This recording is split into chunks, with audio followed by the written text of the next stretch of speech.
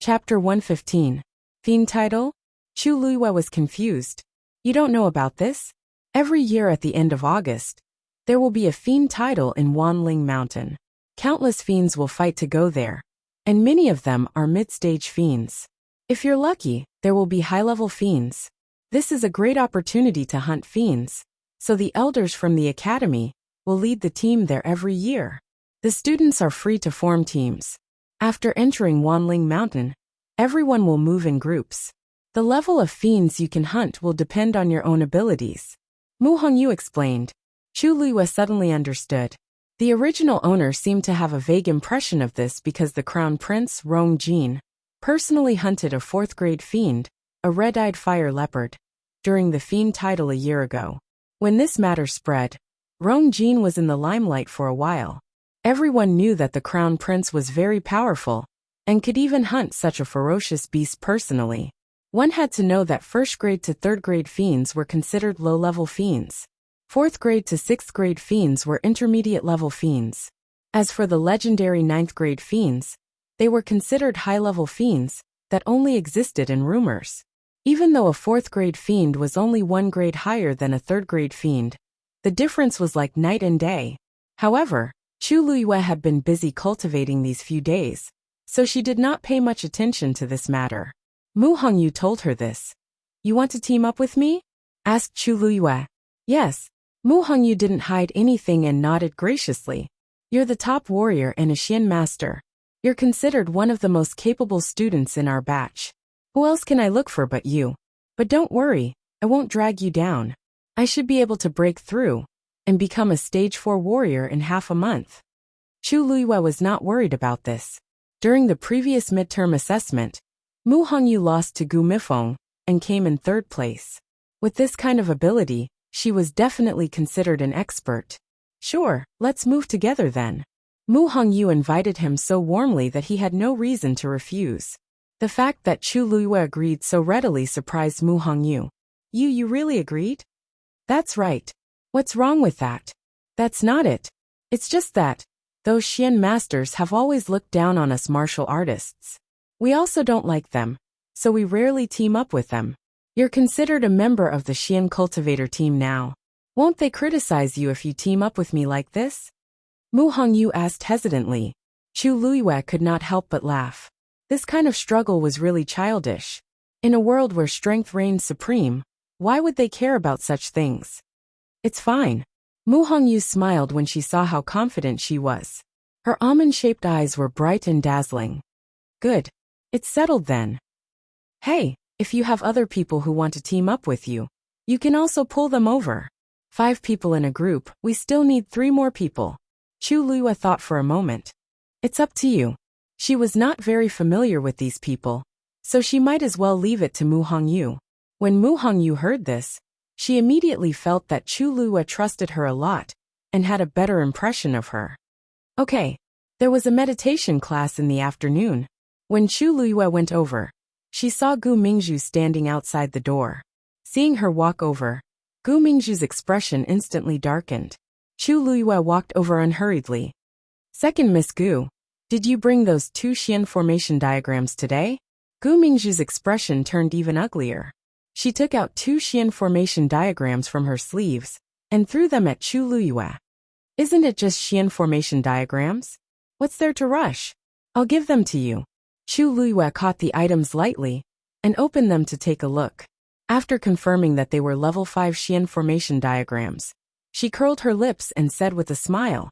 Second Miss Gu also said that now that I've left the Chu family, my status is indeed not that high. 2 level 5 Xian formation diagrams are very precious, so I naturally value them. Unlike second Miss Gu, who can easily take out this thing as a wager. Gu Mingzhu was so angry that her face turned pale. She did not dare to tell the patriarch about this. Even if she was very favored in the Gu family, the patriarch would definitely not forgive her if he knew. However, Chu Luiyue urged her every day when she saw her, and even said that if she did not give them to her, she would personally go to the Gu family to ask for them. How could Gu Mingzhu allow her to torment her like this? She could only privately beg her mother to give them to her. Because of this, she was even severely reprimanded. Now that she saw Chu Luyue smiling so happily, she felt so sullen in her heart that she wanted to die. Chu Luyue, I'll remember you this time. You better pray that you don't fall into my hands in the future. Otherwise you'll suffer. Chu Luyue waved the Xian formation diagrams in her hand. Thank you for your concern, second Miss Gu. If you have any more good gifts, Luyu will be very grateful. Gu Mingzhu was so angry that she almost died. Due to the fact that class was about to start, and there were more and more people coming, she could only temporarily suppress her anger. She glared fiercely at Chu Luyue, and turned to enter the room. Chu Luyue did not care and followed her in.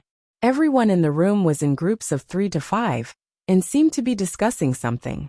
Chu Luyue had just sat down in her seat, when she saw Si Yang waving at her. Hey Death Change, Chu Luyue. Why don't you team up with us for the Devil Beast Tide? So everyone was talking about this. Chu Luyue shook her head. I've already agreed to team up with someone else. Thank you for your kindness. What? Someone already made a move first? Who is it? Si Yang was unhappy when he heard this. Mu Hongyu. Si Yang was stunned for a moment and bitterly lamented. Mu Hongyu? That Chao Tianjiao? Are you kidding me? You, me, and my brother will be the top 3 Xian masters. We'll definitely be invincible. Why are you with her? Also, she's a warrior. I'm a warrior too. Chu Luyue glanced at him. Is there a rule that says warriors and Xian masters can't team up together? Si Yang was speechless. No, but everything was planned well. But why was Mu Hongyu so fast? We've already gathered 4 people, and you're the only one left. If you don't come, what are we going to do? Chu Luyue shook her head inwardly when she heard this. If it was just Si Yang and Si Ting, she could discuss it with Mu Hongyu. But it would be troublesome if there were 4 people. Also, she did not want to have too much contact with Si Ting. So this was good. I promise Mu Hongyu that I can't go back on my word. Sorry. Chu Luyue took out the chessboard after she finished speaking.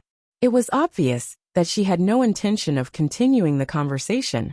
Si Yang glanced at Si Ting dejectedly. Si Ting's expression did not change. If that's the case, let's find someone else. Si Yang sighed inwardly. He could tell that his brother was interested in Chu Luyue. He wanted to use the magical beast tide to give his brother a chance. Unfortunately, Si Ting, can I join you guys? I haven't teamed up with anyone yet. Gu Mingzhu had been listening to their conversation. Seeing this opportunity, she immediately spoke up and looked at Si Ting hopefully. Mobile users, please browse for a better reading experience from Love Network. Chapter 116. Si Yang glanced at her from the corner of his eyes. No, with Gu Mingzhu's temper, it would be very troublesome to team up with her. Moreover, couldn't she tell that Big Brother was not interested in her at all? Gu Mingzhu felt her face burning after being rejected so directly in front of everyone. She looked at Si Ting pitifully, but Si Ting did not even look at her. His expression was indifferent, as if he did not care at all. Gu Mingzhu felt even more upset. She felt a fire surging in her chest, burning her whole body. She bit her lower lip and suppressed her urge to fly into a rage. However, his jealousy and hatred toward Chu Luyue increased by another level. Why did they take the initiative to invite Chu Luyue? But she was rejected when she took the initiative to invite him. Chu Luyue threw away the things that he wished for like a pair of worn-out shoes. She did not believe that Chu Luyue could continue to be so smug. Dongfang Qing quickly walked in. The discussions in the room immediately became much quieter. Dongfang Qing chuckled as he looked at everyone. It seems like all of you are looking forward to the Fiend Tide. There is still half a month to go, and you are already itching to take action? Teacher Dongfang, it is rumored that high-level fiends will appear during the Fiend Tide. Is that true? A student asked curiously. Dongfang Qing stroked his beard. During the Fiend Tide, hundreds and thousands of fiends will gather at Wanling Mountain. If you are lucky, you can indeed see a high-level fiend. The moment he said that, many students' eyes lit up. They could not hide the excitement in their eyes. If cultivators can successfully hunt fiends, it will undoubtedly increase their combat power greatly. The higher the level of the fiend, the greater the help. Especially for Xian masters like us, whose physical strength is slightly weaker. If we have a fiend, we will not have to worry. Xian masters had a higher status than warriors, but they also had a weakness. They were not good at close combat. Especially when setting up Xian formations, they needed time and energy. At this time, if they had a fiend's help, it would be like adding wings to a tiger. Therefore, compared to martial artists, mystic cultivators were more interested in fiend beasts. Some of you already have your own fiends, but most of you do not. You can take this opportunity to find a suitable one. If you have magical beasts, you can also give it a try. Teacher Dongfang, can't a cultivator only have one magical beast? Not bad. Magic beasts were ruthless, but they were also proud. They would never serve the same master. If you want to hunt new magical beasts, you have to release or kill the previous magical beasts. However, once a magical beast recognized a human as its master, its body would be tainted with the scent of the human. Even if it returned, it would be rejected by its own kind. Therefore, in most cases, once a magical beast is abandoned by its master, only death awaits it. Everyone nodded in understanding. Even though this magical beast is ferocious, it seems to have some pride. Dongfang Qing sighed. Yes, once a magical beast recognized a master, it would be forever loyal, living and dying with its master. Therefore, when the time comes for you to hunt magical beasts, you must be extremely cautious and choose carefully. The students were all very excited. Yes, Chu Luiyue looked at the chessboard in front of him and suddenly stopped. Live and die together with master. So, after she died. All right, take advantage of these 10 days to cultivate diligently. You will only be able to hunt higher-level magical beasts when your strength increases. Today's test is on the water formation. Dongfang Qing waved his hand, and the chess pieces flew out, forming a new pattern on the chessboard. Chu Luiyue lowered his eyes and collected his thoughts. During this lesson, Chu Luiyue was a little absent-minded. Even though his eyes were fixed on the chessboard, many scenes kept appearing in his mind. In her previous life, as the heavenly princess, she naturally had her own magical beast. However, when she died, it happened to be on the verge of a breakthrough and fell into a deep slumber. At that time, she was betrayed and was in a desperate situation, so she could only choose to leave. However, before she took action, she had already placed it in place. She didn't know what the situation was like after that. Country Yaochun was extremely far away from the Tianling dynasty. Given her current status and strength, it was as difficult as ascending to the heavens for her to obtain any information, let alone return. She was afraid that she could only wait for the so-called envoy to come and find out the truth. Chu Luiyue, haven't you solved it yet? More than 2 hours later, Si Yang solved the Xian formation. When he turned around, he realized that Chu Luiyue was still staring at the chessboard in front of him motionlessly. The previous few times, she solved the Xian formation after Si Ting passed. Everyone was shocked and doubtful at the beginning, but now they were used to it. They didn't expect him to be second this time. He was ranked in front of Chu Luiyue. Chu Luiyue snapped out of his daze. At this moment, Gu Mingzhu also solved the Xian formation, and the chess pieces fell into the chess jar. She glanced at Chu Luiyue and sneered. TSK, the long road reveals the horse's strength.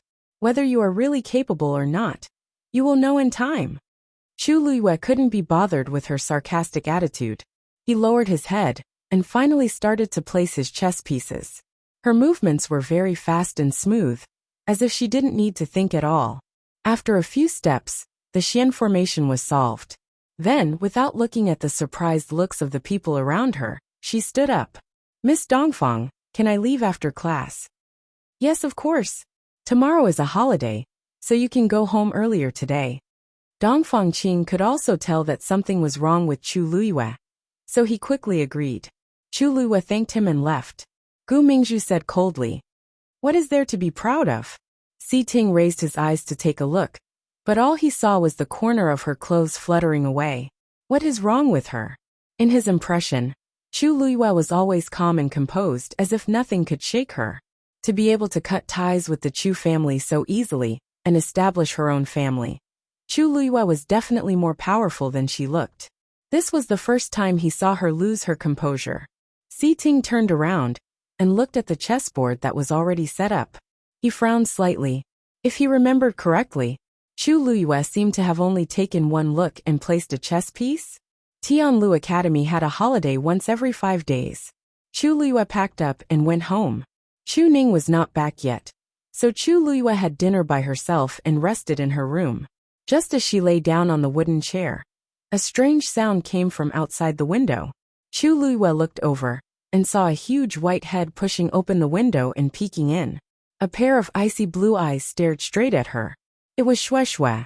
Chu Luyue laughed as she looked at it. The window was not big, and its head took up almost half of it. Shueshue, why are you here? With that, Chu Luyue walked over.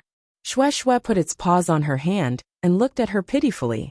God knows how busy it had been outside these few days. She missed it so much. Coming quickly, Chu Luyue patted its head and took a step back. Shueshue was so excited that it wanted to rush in. Suddenly, the sound of a wooden board breaking was heard. It immediately paused, and its expression was a little stiff. Chu Luyue looked around and saw that the edge of the window had cracked. Her eyes twitched. Stuck? Mobile users, please browse and read. A better reading experience comes from Love Network. Chapter 117. Shueshue looked at Chu Luyue blankly. It didn't know what to do. Its huge head was stuck in the window. It looked very funny. It's already broken anyway. Just come in. Chu Luyue held her forehead. She waved at it, annoyed and amused at the same time. With Shueshue's size, it was already difficult for it to come in through the window. In addition, its physical strength was extremely strong. It only needed to move a little to destroy the wooden board. Seeing that Chu Luyue wasn't angry, Shueshue was relieved. It jumped into Chu Luyue's arms. Chu Luyue caught it and steadied herself with great difficulty. The soft and fluffy body in her arms made Chu Luyue's originally depressed mood turn for the better. She weighed Shueshue in her arms and was a little surprised. Shueshue, you seem to have lost weight? Compared to the first time they met, it seemed to be a little smaller? Shueshue rubbed against her face affectionately. Chu Luyue kept moving back from the itch. All right. Shueshue, stop fooling around. It's ticklish. Shueshue pestered her for a long time before it stopped. It lay down by her feet obediently. Its tail kept wagging, looking very obedient. Chu Luyue couldn't help but smile. If others saw this scene, they would probably think that Shueshue was her magical beast. Thinking of this, Chu Luyue's mood became a little strange. It was strange. Rongxiu was Shueshue's master, but it seemed to be very close to her. From the first time they met until now, Chu Luyue had an inexplicable sense of closeness to Shueshue. It was as if she felt from the bottom of her heart that it wouldn't hurt her. Magical beasts were fierce, especially high-level magical beasts like this. They were extremely proud. Logically speaking, they wouldn't be polite to anyone other than their master. But Shueshue, I haven't seen you recently. Where have you been, Chu Luyue stroked its fur and asked casually. Shueshue closed its eyes comfortably. When its master was here, when had it ever enjoyed such pleasure? It wasn't a waste that it had been running around outside for the past few days. Chu Luyue didn't mind seeing Shueshue enjoying herself, as if she didn't hear him at all. At this moment, with Shueshue by her side, her loneliness was dispelled. But then again, you and your master are very similar. Shueshue moved and opened an eye to glance at her. Chu Luyue tapped its wet and rough nose with a slender white finger. They all like to barge into other people's houses in the middle of the night. Shueshue closed her eyes guiltily and rubbed her head against Chu Luyue's palm. Chu Luyue sighed inwardly. His shameless look was even more like, you're back. Chu Ning's voice suddenly came from outside the door. Chu Luyue happily got up to open the door, but Shueshue was faster than her. With a move of her body, she jumped out of the window again. The crack on the already broken window became even bigger. Chu Luyue looked at her speechlessly. She didn't do anything, so why was Shueshue so guilty? She opened the door and saw Chu Ning, who she hadn't seen for a few days. At this moment, he was wearing the black armor of the Imperial Guards and looked travel-worn. But the moment he saw Chu Luyue, his tired eyes lit up. You're really back. Chu Luyue blinked and acted spoiled, which was rare of her. The academy is on holiday tomorrow, so I came back directly after class today. I haven't seen you for a few days, Yu misses you very much. Hearing his daughter's words, Chuning only felt that the fatigue of the past few days was swept away, and he instantly felt relaxed. Father also misses you very much. I've been too busy recently, so I didn't have time to go to the academy to see you. Chu Luiyue smiled helplessly. Father, our house is quite close to the academy, so there's no need for you to send me. But you've just taken office recently, so you must have a lot of things to deal with. Looking at you, you haven't rested well these past few days, right? As she spoke, Chu Luiyue invited Chuning in and poured him a cup of tea. That's right. In addition to taking over the affairs of the Imperial Guards, I also have to deal with the matter of the fourth princess. Previously, the fourth princess met with an accident at the hunting ground, and her pearl of essence was shattered. His Majesty was very distressed, and has been investigating these past few days. He has already punished dozens of people. Chu Luiyue faintly said, Oh, her pearl of essence was shattered, so in the future, won't she be able to cultivate? Isn't that right? This matter caused quite a big blow to the fourth princess, and the palace is also in a state of chaos. She even said that no matter what, she must find the magical beast that injured her. Unfortunately, she was the one who chased the magical beast to the cliff that day. No one else was there at the time, and they didn't even know what the magical beast looked like. So how could they find it? The fourth princess should have seen it. If she described it, it should be quite easy to find it, right? The fourth princess didn't see it clearly herself. In addition, she was too frightened to describe it clearly. Finding it is as difficult as ascending to the heavens. Chuning sighed, and did not have much hope in this matter. Chu Luiyue did not care. Rongjun was spoiled, and thought that she could do whatever she wanted just because she was the princess born by the empress. Little did she know that all the love in the past would soon disappear, after she became a good-for-nothing. Only a lonely and bleak future awaited her. The people in the royal family were the most ruthless. They would immediately abandon someone who was of no use to them. It was a pity that Rongjun did not seem to realize this. Chu Luiyue held his chin with one hand and asked casually, I heard that Chu Xianmin married into the Crown Prince mansion 2 days ago. That's really fast. The Crown Prince and Chu Xianmin finally got what they wanted. Oh, Chu Xianmin might not count. When she was thinking of ways to get close to the Crown Prince, she probably never thought of marrying him as a concubine. So many things had happened in the Imperial City, just a few days after she entered the academy to cultivate. Chuning's expression tensed up. Don't talk about the Crown Prince's matters. It wasn't easy for us to draw a clear line with the Crown Prince. We must not have anything to do with him in the future. This reaction made Chu Luiyue feel a little strange. Seeing Chuning's cautious and vigilant look, Chu Luiyue's mind raced. Something happened to the Crown Prince? Chuning did not expect Chu Luiyue to be so smart, and guessed the main point with one sentence. After thinking for a moment, he knitted his brows and sighed. This matter has too many implications. It's better if you don't ask. Anyway, be careful with your words and actions.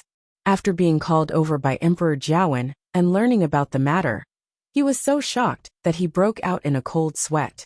Luckily, they had already cut ties with the Chu family and annulled their marriage agreement with the Crown Prince first. If not, even the father and daughter would be implicated. In the past he hated Rongjin, but now he was only thankful. Father, don't worry. I know. As Chu Luiyue spoke, he was thinking about what the Crown Prince had done to make Chuning react this way. When she came out of the academy today, she did not hear any news. It was obvious that the palace had kept it a secret. However, the Crown Prince's situation might be precarious. As the Imperial Guard's commander-in-chief, Chuning was actually a knife in Emperor Jiawen's hand. Now this knife is hanging over the Crown Prince's head? Mobile users, please browse and read. A better reading experience comes from Love Network. Chapter 118. Rongjin did not have an easy time these few days. Killing one another and fighting for power was one of the things that an emperor feared the most. Emperor Jiawen had also taken his throne back then, so he was even more sensitive and suspicious about this matter. Of course, he knew that this was an unavoidable fight in the royal family, But he did not expect Rongjin to be the first to make a move. Back then, the Emperor Emeritus delayed appointing the crown prince, causing Rongjin and his brothers to kill one another. Hence, when it was his turn, he appointed the Empress's eldest son, Rongjin, as the crown prince, as he was worried that the same thing would happen again. However, things did not go as he wished, and Rongjin really disappointed him. Emperor Zhaowen could not figure it out. Rongjin was the crown prince, and his status was noble. He had an advantage over the others.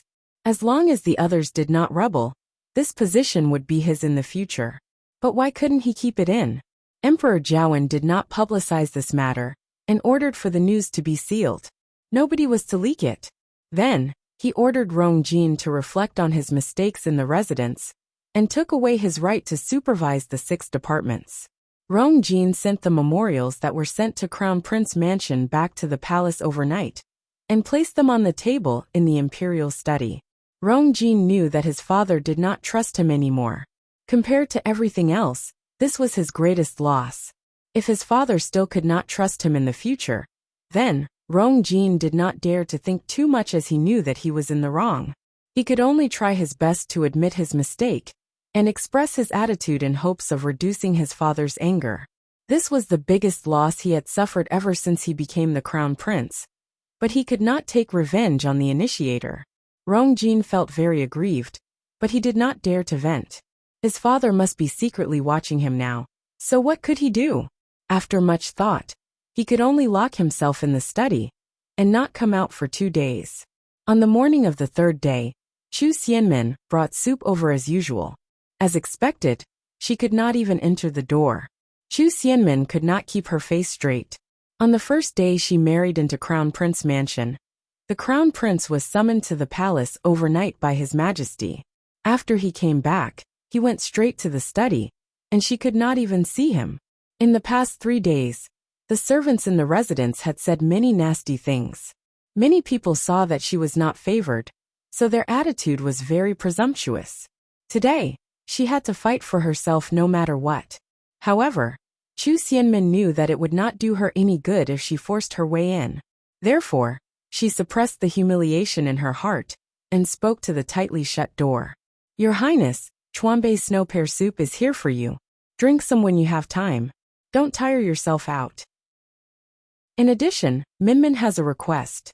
After resting for a period of time, Minmin's body has recovered a lot. What do you think about going back to school tomorrow? If she became the crown princess, she would naturally be too lazy to go back. But now that her appearance had been destroyed, this was the only path she could take. As long as she still had power, the crown prince would not go too far with her. Therefore, even if Chu Luiyue, whom she hated the most, was in the academy, she had to go back. After she finished speaking, Chu Xianmin waited outside the door anxiously. After some time, she heard Rongjin's reply. "It's fine if you want to return to the academy, but you're not allowed to live in the academy anymore. You have to return to the manor every day. Also, pay attention to your identity at all times. You definitely can't embarrass me." Chu Xianmin felt as if she had been pardoned. "Thank you, Your Highness." The next day, Chu Ning left in a hurry early in the morning. Chu Luiyue guessed that the crown prince's trouble this time was more serious than expected. Thinking of this, she was in a good mood, and did not rest at home. Instead, she walked out of the house, and went straight to Zhenbao Pavilion. Once her figure appeared in Zhenbao Pavilion, a sharp-eyed pageboy ran to the back hall to inform Yan Ge. Yan Ge, who was busy counting the goods inside, could not be bothered anymore. He rushed to the front hall, his face full of eagerness and enthusiasm, but he did not lose his respect. "Ms. Luyu, what brings you here?" "The academy is closed today. I'm here to take a look." "Hee, that's great. Take a look and see if there's anything you like." Yan Ge rubbed his hands and looked expectant, as if he would immediately give the item to Chu Luiyue as long as she said which one she liked. Chu Luiyue hurriedly waved her hands. No. Second Master Yan, you're too polite. I haven't used many of the things you gave me previously. I'm here today to ask you for a few people." Yan Ge was puzzled. "You want people? What do you intend to do?" Chu Luiyue's lips curled slightly. "Clearing the accounts. Chu Residence Main Hall. The great elder sat high above. There was a stack of account books on the table beside him. In front of him stood a few people who looked like stewards. At this moment, they were all looking down nervously. The room was very quiet. Only the sound of the great elder flipping through the account books could be heard. Every time he flipped through a book, the great elder's face turned uglier. By the end, his expression had completely darkened. He slammed the account books on the table. What's going on? In this half a year, not only did the shops under the Chu family not make a profit, they even made a loss. What are you doing? The stewards were so frightened that they trembled. One of them wiped the sweat off his forehead and murmured with a bitter expression, "That's right. Great elder, we have no choice. This year's harvest is not good. We can't get back the rent from the land. And business is not good either. There really isn't much income. And the residents' expenses have always been huge. That's why there's less income and more expenditure, resulting in a huge loss. Weren't there a few shops that were making a profit before? Why aren't there any accounts for those shops?" The great elder flipped through the account books in frustration. The stewards looked at each other in dismay, and their voices became even quieter. "Great elder, have you forgotten? Those shops were bestowed to Chu Ning by the clan head back then. They were all written in his name. After he left the Chu family, he sent people to take back those shops." The great elder was shocked. Only now did he remember this matter. Chu Ning was very favored in the Chu family back then. He was almost publicly acknowledged as the next clan head. So he had a lot of assets under his name. After his downfall, although he was in a terrible situation and had those shops taken away, the names on the deeds were still the same. After Chu Ning became the commander of the Imperial Guards, it was naturally not a problem for him to take back those shops. They didn't have the courage to confront the current Chu Ning head-on. The great elder was so angry that he almost tore the account books to shreds. If this continued, the Chu family's future would be even worse. Great elder Chu Chuluiwe is here. At this moment, a manservant suddenly ran in with a panicked expression. Everyone thought that they had heard wrongly. Hadn't Chu Luiyue severed ties with the Chu family? How dare she come here? The great elder narrowed his eyes. "It's really her. Yes, it's her." The manservant wanted to cry but had no tears. She even brought a few people with her. They're right outside the gate right now.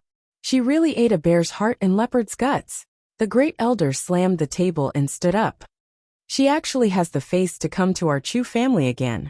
I'd like to see what she's up to this time. Even if she knelt down and begged him, he wouldn't be soft-hearted. The manservant panted heavily and spoke with difficulty. Great elder Chu Luiyue said what? She said that she's here to collect her debt today.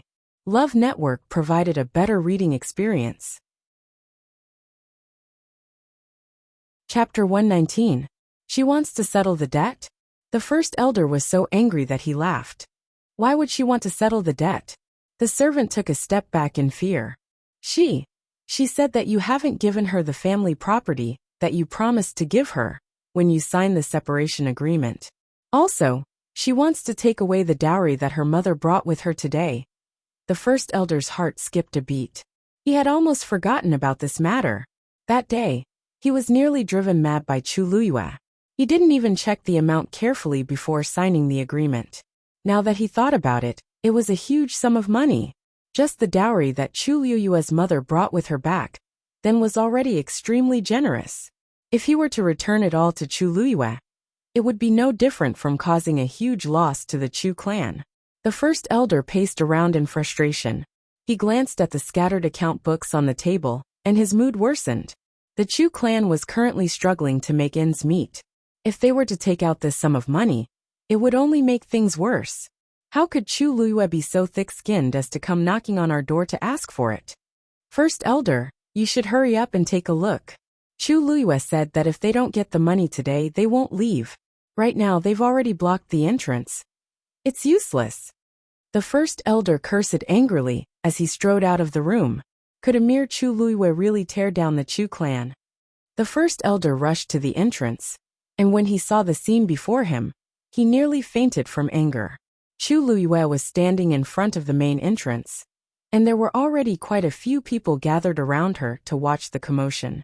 She was speaking to the people around her with a sorrowful expression. That's right. When I was very young, my mother passed away, leaving only my father and I to rely on each other. I'm sure you all know that back then, my father was injured in order to save the emperor, and couldn't continue cultivating. The Chu clan said that we didn't have the energy to take care of my mother's dowry, so they told us to hand it over to Lu Yao for safekeeping. After so many years, my father and I have finally made it. I don't think that the other things are important, but the dowry belongs to my mother. It's the last thing my mother left me. If I don't come back, I won't be able to rest easy. Everyone nodded as they listened. Chu Ning and Chu Luyue were also considered celebrities in the capital. People often talked about them in private, so they more or less knew that Chu Luyue was telling the truth. In fact, everyone knew that the Chu family was doing this because they wanted to seize Chu Luyue's mother's dowry. Although the Chu clan appeared to be wealthy, they were actually very greedy. Yes, this dowry is yours, no one else can touch it. You must come back. Exactly. In any case, the Chu clan is one of the 4 great clans. If they really refused to return the item to you, wouldn't that be too much? That's true. If the Chu clan really did that, wouldn't they be throwing away their face? The great elder's face turned ashen when he heard this. He shouted angrily, Chu Luyue, what are you doing? Chu Luyue lifted his eyes and glanced at him lazily. Oh, great elder Chu, don't you know what I'm doing here? Previously, you agreed to split the family, and said that you would send over the items that belonged to me and my father. However, I waited and waited, but no one came. Not even a shadow of the item was seen.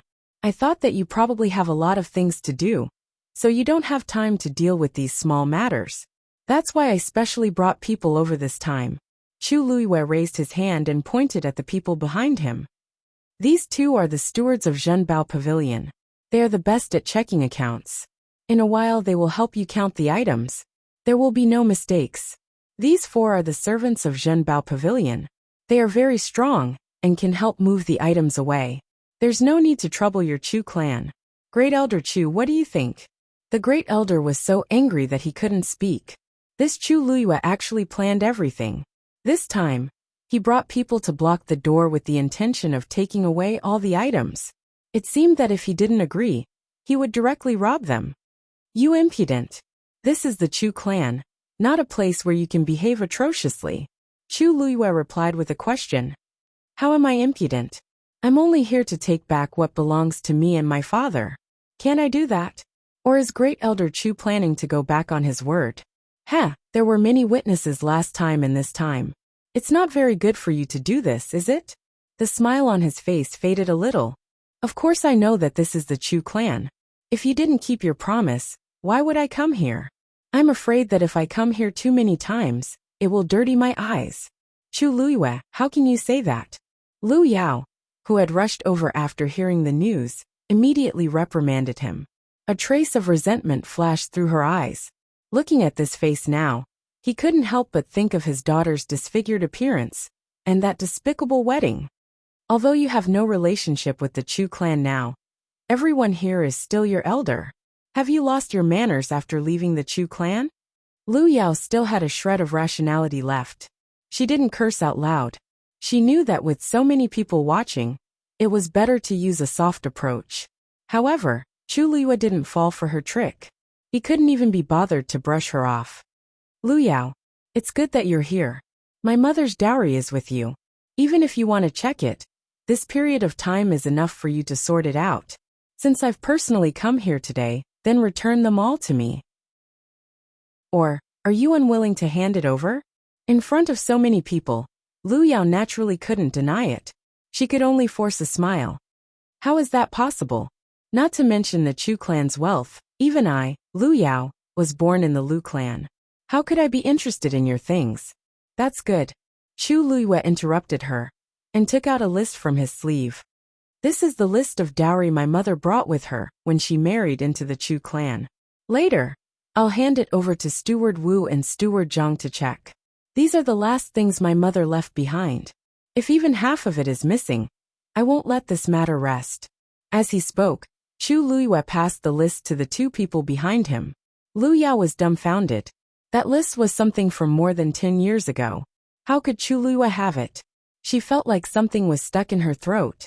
Her back was covered in cold sweat. All these years, she had indeed touched those things.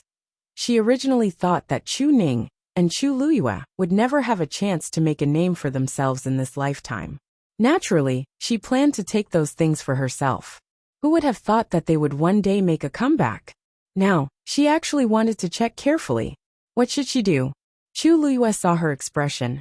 How could he not know what she was planning? He couldn't help but sneer in his heart. If she didn't skin the entire Chu clan alive today, they wouldn't know that she, Chuluiwa, wasn't someone to be trifled with. Xiao Wen, bring me a chair, Chuluiwa ordered. A burly youth behind him immediately responded. He quickly walked to the side of the carriage and brought out a red sandalwood chair. He placed it behind Chuluiwa. Chuluiwa sat down casually and leisurely. First Elder Chu Luyao, hurry up. There are so many things, and I only have one day off today. I have to count them quickly. Love Network has a better reading experience. Chapter 120. If not for the fact that there were so many people watching, First Elder would have rushed over to teach Chu Luyao a lesson himself. Such an arrogant look really made people fly into a rage. Luyao, all these years, you have been in charge of the family's finances. Go and check the list with them. Give them what they deserve and don't touch what they don't deserve. Luyao was shocked by this shout. Seeing the anger on First Elder's face, she subconsciously agreed. Yes. First Elder still felt that it wasn't enough. He shouted at the other stewards. And the few of you go and watch together. We can't make any mistakes in this account. The few of them hurriedly agreed. Luyao's body was tense, and her footsteps were heavy. However, she knew that she had to do it even if she didn't want to. On the other side, Steward Wu and the other steward had already set up a formation and started to check the items according to the list. A pair of 8 colored glass lamps, 2 sets of white jade December tokens, a pair of gilded horse pots, 2 painted kongho. Luyao had no choice but to grit her teeth. Didn't you hear? Go and get the items from the storeroom. The servants responded and hurried over. When they took out the items one by one, the people Chu Luyao brought over would immediately go forward and take the items. After checking carefully, they would put them back in the carriage. Chu Luyao smiled. These are the most capable people in Zhenbao Pavilion. Although their positions aren't high, they are the best at identifying treasures. They will know whether it's real or fake with one look. Wouldn't it be more convenient for everyone if they check carefully like this? This sentence shattered the last trace of hope in Luyao's heart. She closed her eyes and accepted her fate. Chu Luyao was going to go against them to the end today. In a tea house not far from the Chu residence, someone saw this scene clearly. His temper is still the same as before. A low laugh came from behind the beaded curtain. Did you get these people from your place? When Yen Ge heard this, he bowed again and said respectfully, Yes, First Master. Madam came to Zhenbao Pavilion early this morning and said that she wanted to borrow some people. I didn't expect. At that time, he was still very puzzled. He didn't know why Chu Luyao needed a steward to look after the accounts. Who would have thought that the steward would come to cause trouble for the Chu family? Yen Ge could be considered to have seen many things, but this was the first time he had seen such a situation. Chu Luyao wasn't going to collect debts at all. Most importantly, this request was reasonable and couldn't be denied. The Chu clan had many people. If Chu Luyao came alone, he would definitely be defeated. Therefore, she deliberately found a few people and exposed the matter in front of everyone. This way, the Chu family would have no choice but to do as she said. After all, the Chu family still cared about their reputation in the capital. You did a good job. Hearing the praise in the first master's tone, Yen Ge was flattered. He had followed the big master for so many years, but he had rarely heard such praise. Today, he had only transferred a few people to Chu Luyao, and the first master was so happy. He had really made a big profit. First master, you flatter me. I really didn't do much in this matter. Everything was Madam's idea. The person behind the beaded curtain seemed to shake his head and smiled.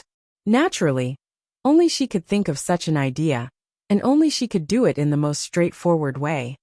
If it were someone else, who would dare to go against the Chu family alone? Yen Ge thought for a while and couldn't help but say, "First Master, Madam doesn't seem to be very clear about your identity, and she doesn't know what you have done for her. Do you want to? When it's time for her to know, she will naturally know. You just have to do your own thing well." Yen Ge lowered his head. Yes. In front of the Chu family's main gate, Steward Wu and the steward were still going through the list. "This pair of half-moon feather glasses is fake. And this bamboo jade flute is also fake." The people Chu Luyue brought over were very efficient. As they moved the items, they didn't forget to distinguish the real from the fake. They also picked out the fake items and put them aside. Every fake item that was taken out was equivalent to a slap to Lu Yao's face. The Chu family was also embarrassed. Some of them couldn't help but look at Lu Yao with resentment. Who would have thought that Lu Yao, the head of the household, would be so arrogant as to fill her own pockets? If they hadn't checked these items today, they wouldn't have known that Lu Yao had done so much to the Chu family's assets. And these were only the dowry left behind by Chu Liyue's mother. There were so many assets in the residence. Who knew how much more she had embezzled? Sensing these gazes, Lu Yao's face quickly turned pale. Her entire body swayed like a leaf in a storm, about to be blown away at any time. If possible, she really wanted to find a hole in the ground to hide in. Every minute and every second of standing here was incomparably torturous. Chu Liyue held his chin with one hand and glanced at the fake items that were taken out. He seemed to be smiling. "It seems like your family has been doing well all these years.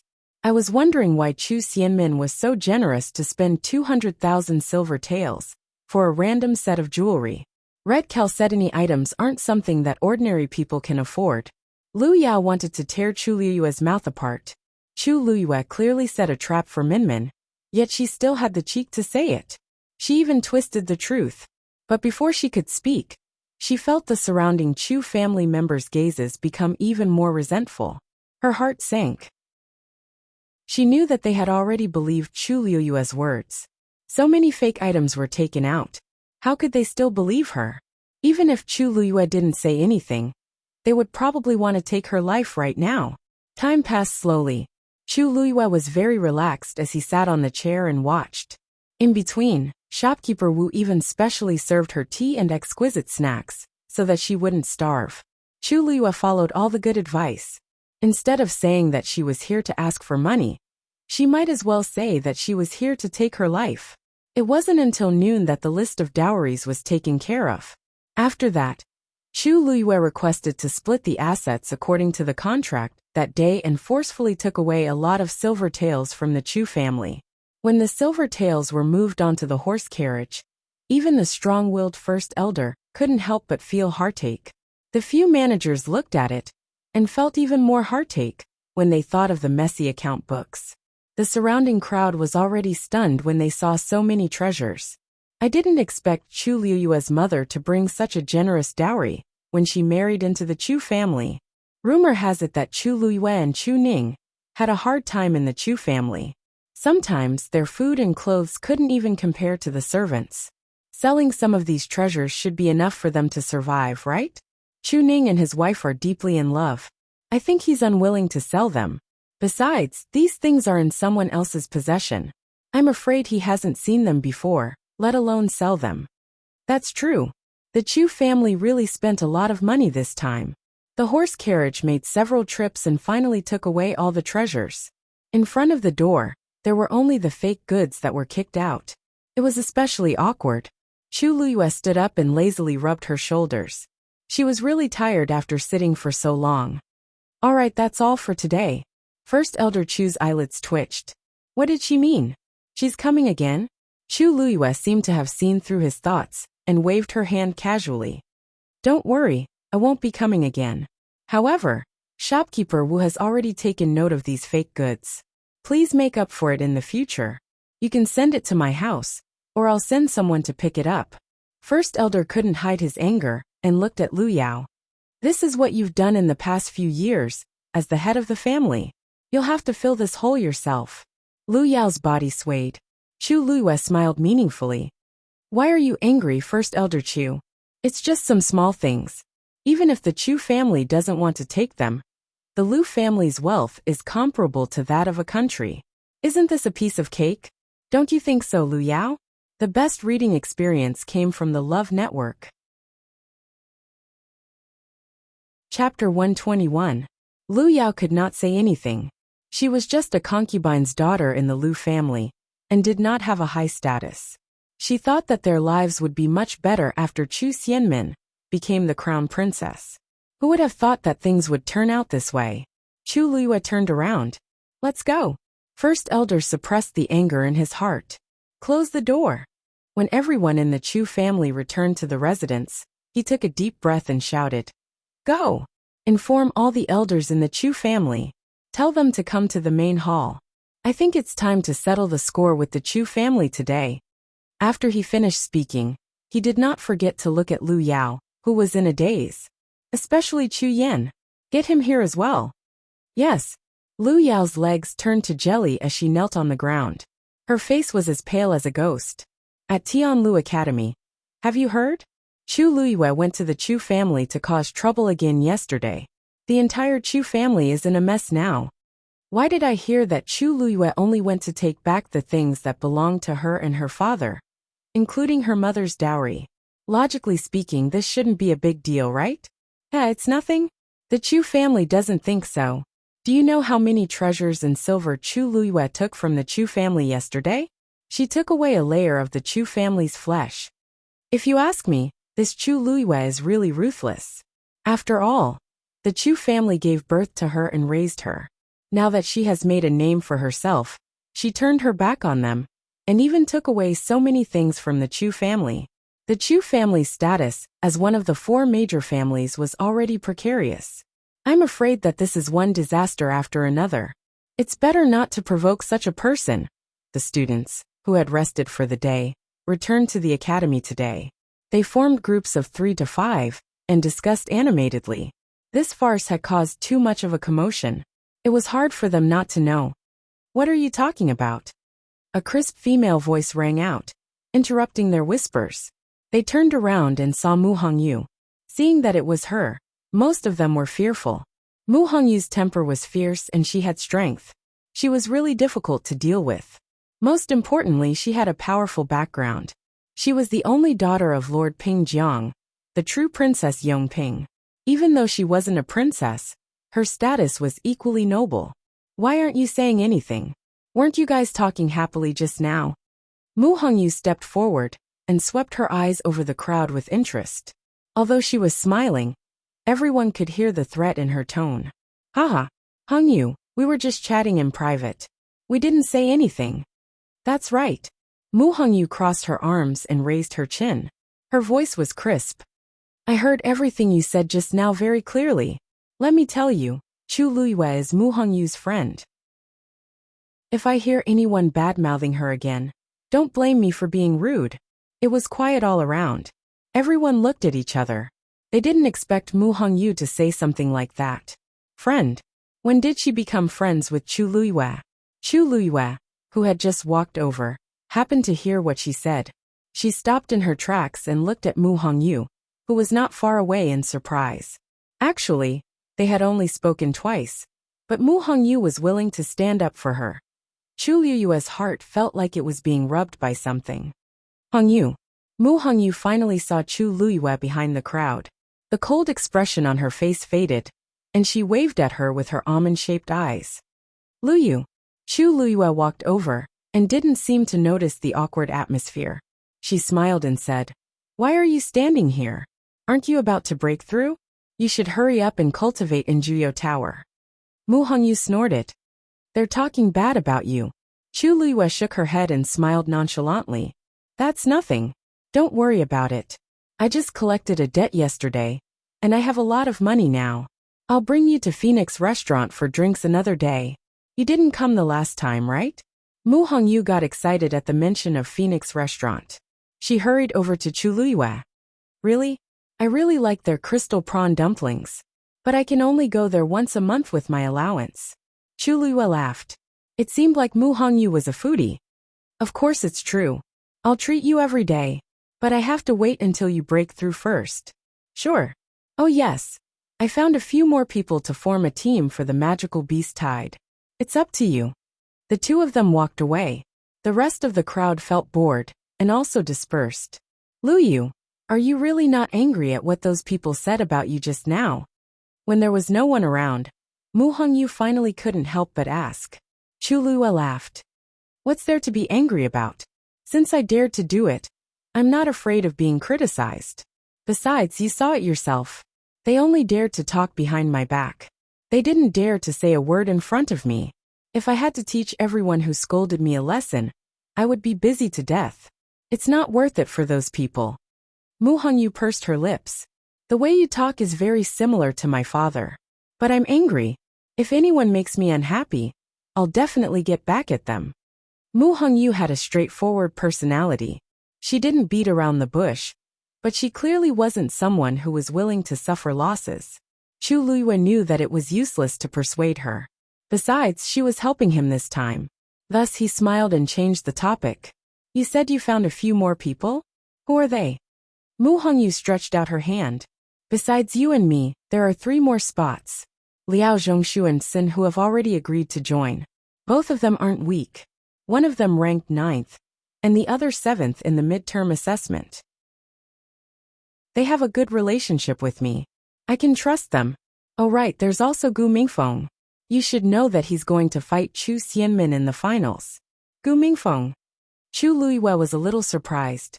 She did know a little about this person. She heard that he was a bastard son of the Gu family. His birth mother's status was very low, so he wasn't favored. Even though he got into Tianlu Academy, his status in the Gu family was still very low. On the day of his fight with Chu Xianmin, she didn't have a deep impression of Gu Mingfeng. She only remembered that he was a young man with a feminine appearance and a cold temperament. Yeah, don't be fooled by his quiet personality. He's really strong.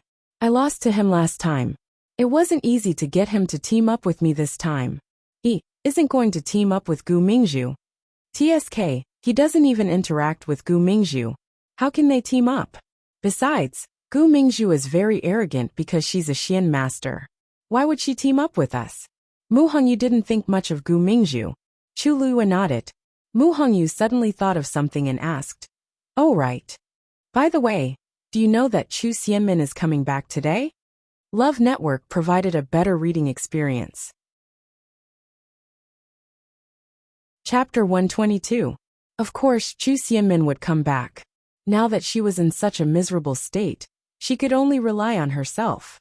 She just did not know how Chu Xianmin would feel when she came back after the crown prince, and Lu Yao got into trouble one after another.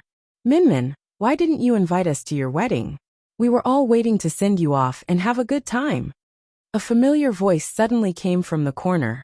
Chu Luiyue and Mu Hongyu looked at each other and walked a few steps forward. The person who spoke was indeed Lu Fian. At this moment, she was leading a few girls and surrounding a person. That person was wearing a veil. Based on her figure, it seemed to be Chu Xianmin. Yeah, we didn't receive your invitation, and we didn't even know the date. As long as you asked, we would have gone even if we took leave. We're so close. Why did you hide it from us? Lu Fian was actually very angry.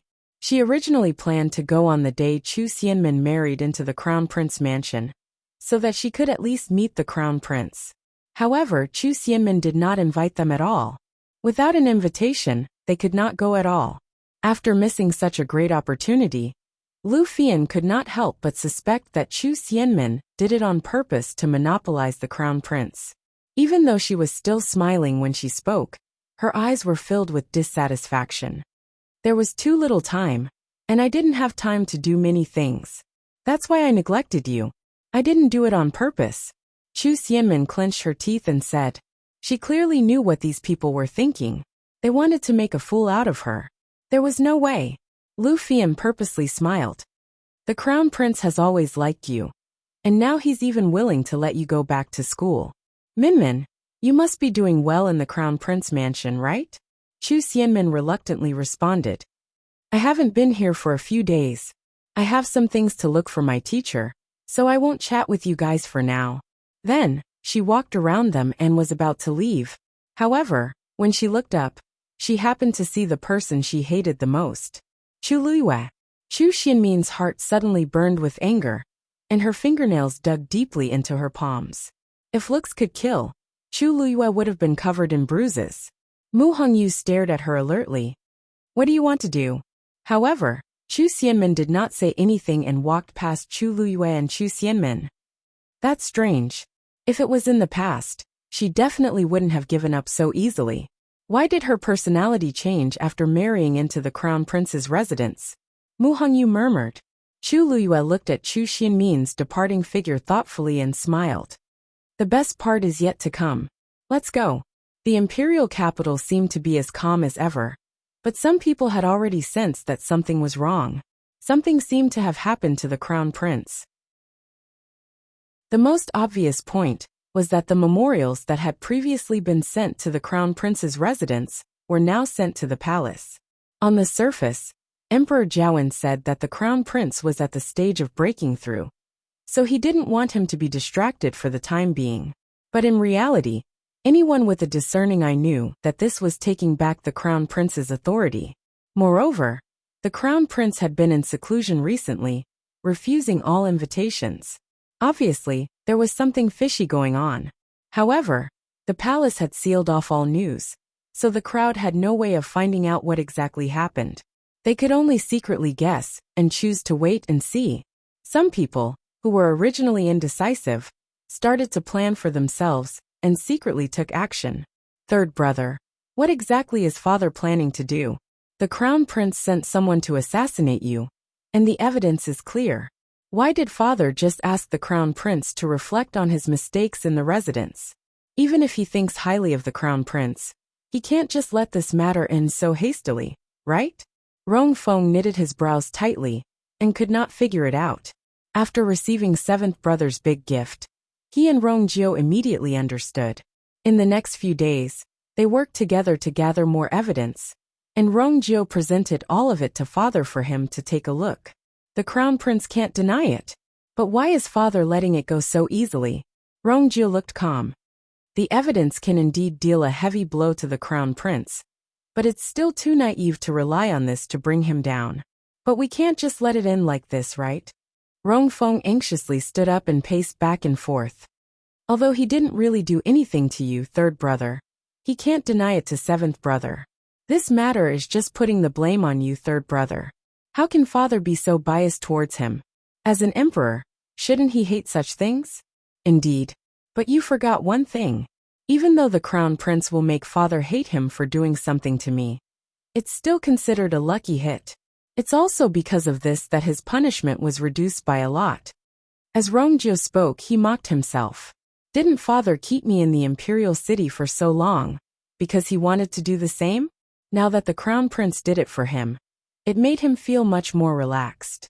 Hence, Rong Jin's position as the crown prince would not be shaken this time. Rong Feng looked at his expression and suddenly understood something. Third brother, you're talking about father. But since things have already come to this point, isn't it good to take the opportunity to pull the crown prince down? Rong Jiu closed his eyes. There's no hurry. The outside world was in turmoil, but Chu Liyue's days in the academy were very peaceful.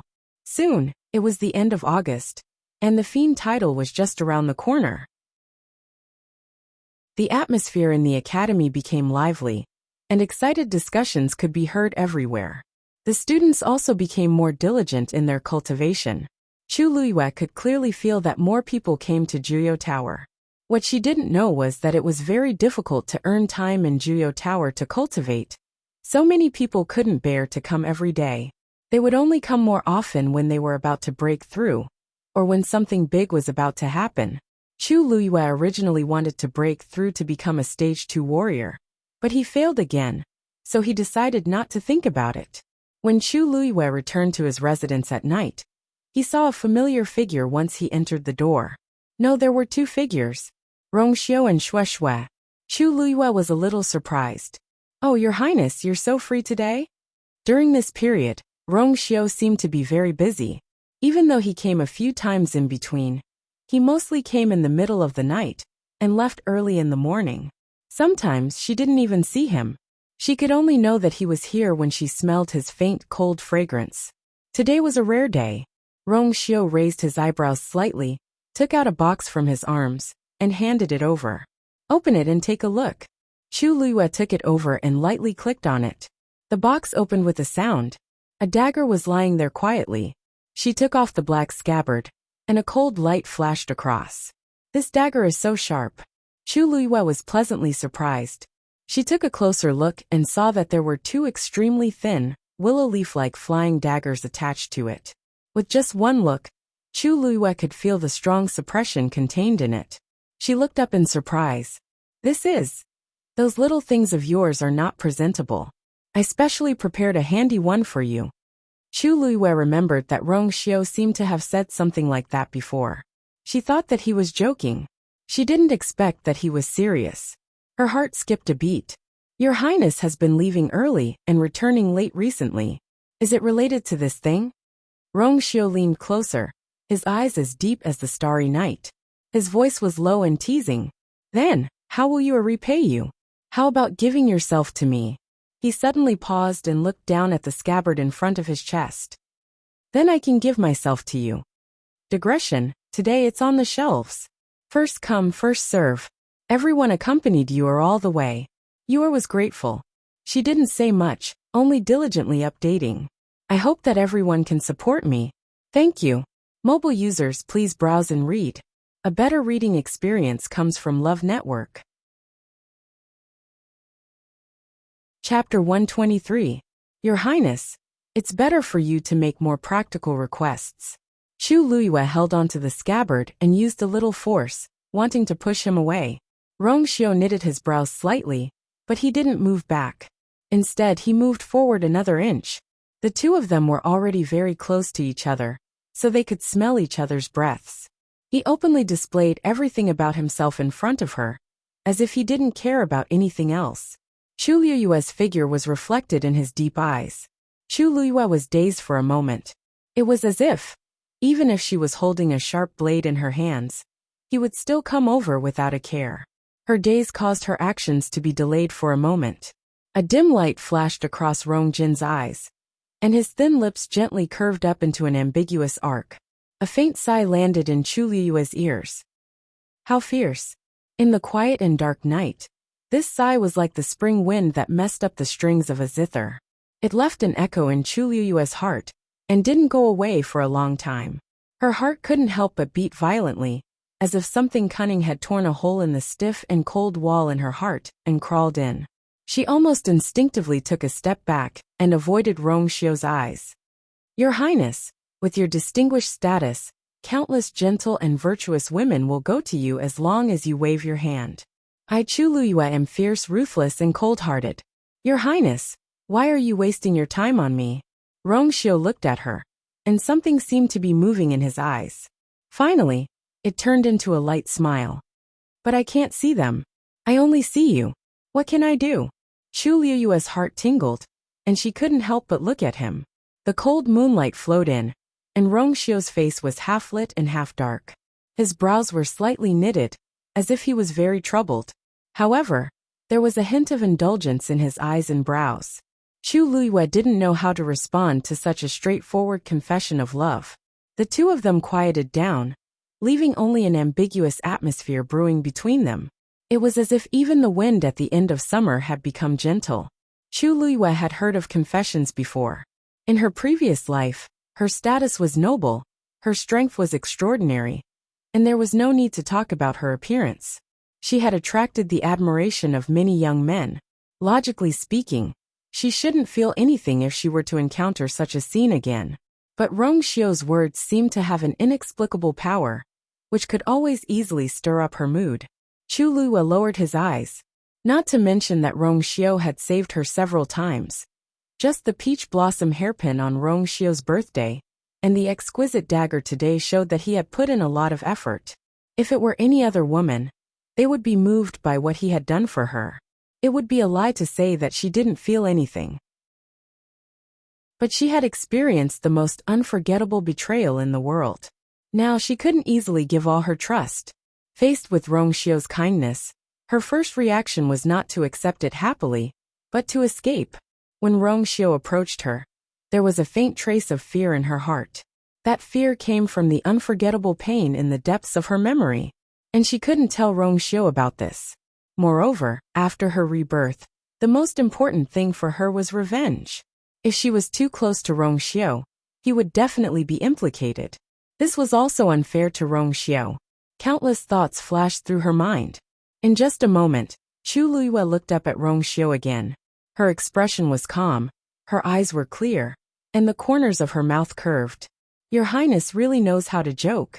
Her cold voice shattered the originally ambiguous atmosphere. Rongxiu stared at her.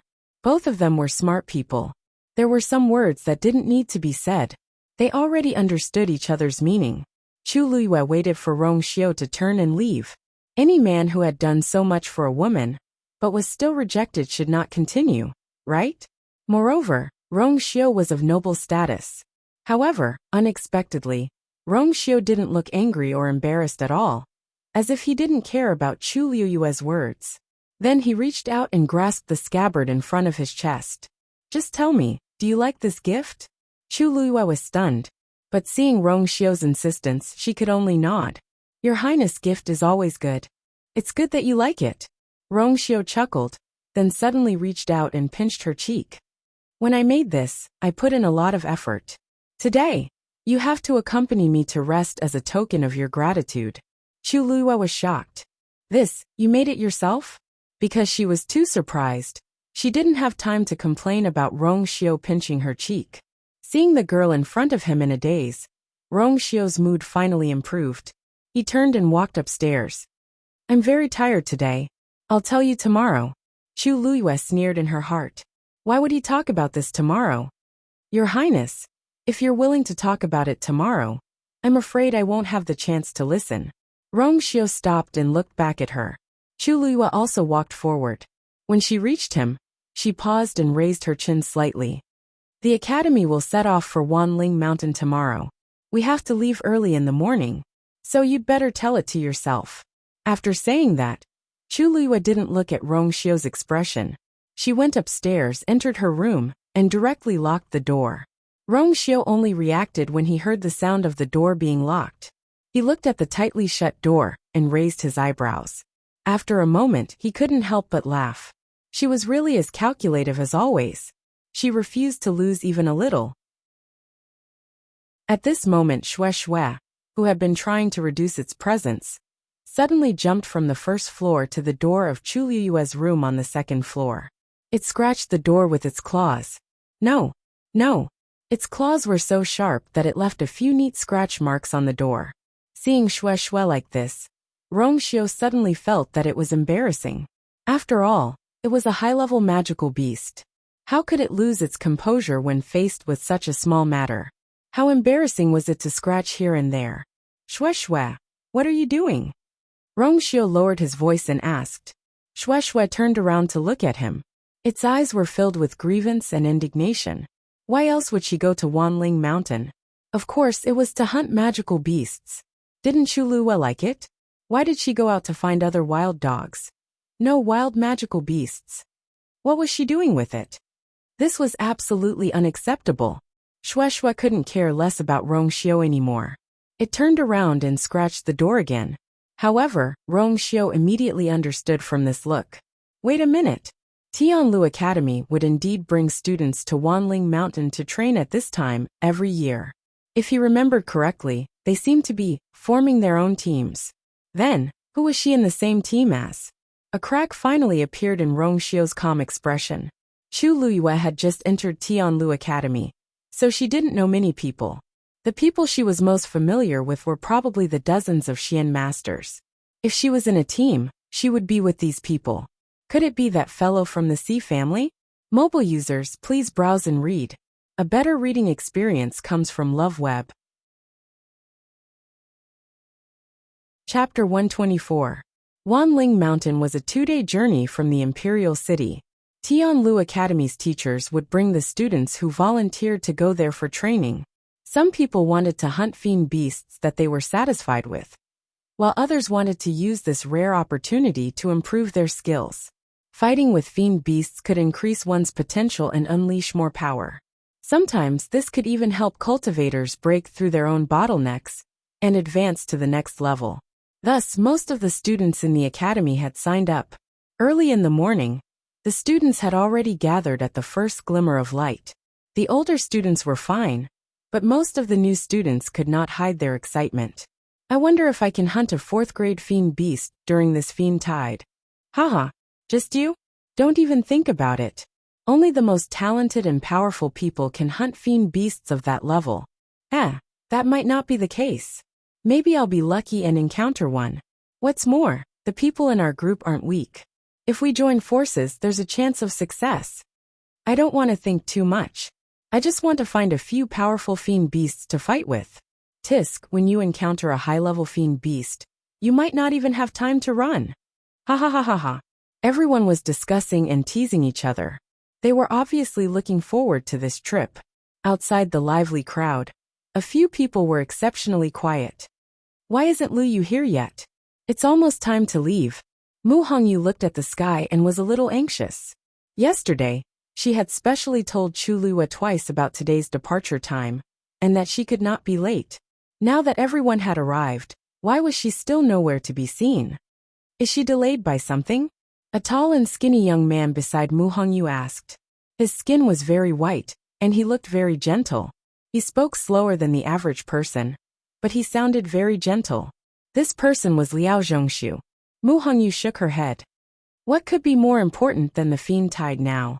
Logically speaking, she shouldn't have forgotten. Chu Luiyue did not seem like an unreliable person. Do you know where she lives? Why don't we go look for her directly? Liao Zhongshu said placatingly. Mu Hongyu covered her face. You forgot that she's a mystic cultivator and lives in a different place from us. These days, she had become much closer to Chu Luiyue, but she had never asked where Chu Luiyue lived.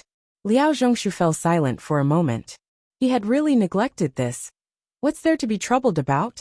If we really can't do it, the 4 of us can form a team. We're short of one person. Could it be that we're not allowed to go? A burly, dark-skinned youth beside Liao Zhongshu said in a gruff voice. Sinhu, are you a tiger? Mu Hongyu rolled her eyes at him. Everyone else said there are 5 people, but there are only 4 of us. How much of a loss do we have to suffer? Don't forget that when we reach Wanling Mountain, we fight in small groups. Sinhu trembled from her reprimand. He scratched his head and muttered softly. Then we can't find another person. Mu Hongyu glared at him. At this juncture, everyone has already formed a team. Where are we going to find another person? Sinhu finally shut his mouth. Everyone, come forward to collect your items. The few of them turned their heads to take a look. After we collect our items, we really have to set off, Liao Zhongshu said with a frown. Mu Hongyu bit her lip. I'll go and ask Teacher Bai Chun. On the other side, Bai Chun was counting the number of mystic cultivators. After counting, he immediately realized that something was wrong. Where's Chu Luiyue? Why isn't she here? Everyone looked at each other, but no one said anything. Teacher Bai Chun, do you know where Lu Yu lives? She's not here yet. I want to go and find her. Mu Hongyu quickly walked forward and said straightforwardly. Bai Chun was shocked. She's really not here yet. Seeing Mu Hongyu's anxious expression, he thought for a moment and immediately looked at Si Ting. Si Ting, you know where she lives, right? Bring Mu Hongyu to take a look. Si Ting nodded. Okay. However, before the 2 of them could do anything, Gu Mingzhu, who had been watching coldly from the side, could not help but mock them. Teacher Bai Chun, it's almost time. What if you don't make it back in time if you look for her now? Chu Luiyue didn't pay attention to the time, so it's her fault if she misses it. You can't implicate others because of her, right? Mu Hongyu glared at her in annoyance. Gu Mingzhu, what does this have to do with you? We're not in the same team as you. Even if there's a delay, it won't affect you. Why are you so anxious? Gu Mingzhu's face turned red. Am I not telling the truth? Chu Luiyue is in the same team as you. If you want to look for her, go look for her yourself. Don't drag others into it. With that said, she snorted and pursed her lips. I think she's afraid and deliberately didn't go. You. Mu Hongyu suppressed the anger in her heart. I don't have time to talk nonsense with you now. I'll deal with you when I come back. Si Ting, bring me there first. With that said, the two of them turned to leave. You don't have to look for her. I'm here. A familiar voice rang out. Mu Hongyu looked up in surprise and saw Chu Luiyue indeed. Luyu, you're finally here. Mu Hongyu quickly walked over to Chu Luiyue and could not help but pat her arm. Why are you so late? I thought you were going to stand us up. Chu Luiyue put her hands together and begged for mercy. I'm sorry. Something happened, and I was delayed. Is there still time? Of course there's still time. Mu Hongyu glanced at Gu Mingzhu and deliberately raised her voice. Some people can't wait for you not to come, so that they won't be suppressed again. Gu Mingzhu wanted to argue, but when she saw Si Ting next to her, she suppressed her anger and turned her head away angrily. Luyu, you almost couldn't make it. Bai Chen shook his head, but he could not bear to scold her, so he waved at her. Hurry up and go back. It will be your turn soon. Thank you, Teacher Bai Chen. After Chu Luiyue finished speaking, she and Mu Hongyu went back to meet the others. Mu Hongyu poked her and said in a low voice, Hey, why are you here? Hey, what's wrong with you today? Why are you so late? Chu Luiyue coughed. It's just a small matter. It's already settled. Yes, it was just that Prince Li and Shueshue pestered her for most of the night. Mobile users, please browse for a better reading experience from Love Network. Chapter 125. This pair of master and servant, one human and one beast, had the same temperament. After knowing that she was going to Wanling Mountain today, they started to cause a ruckus. If she had not stopped it in time, the door would have been smashed by Shueshue's claws. Shueshue seemed to be very dissatisfied with this matter, and threw a tantrum.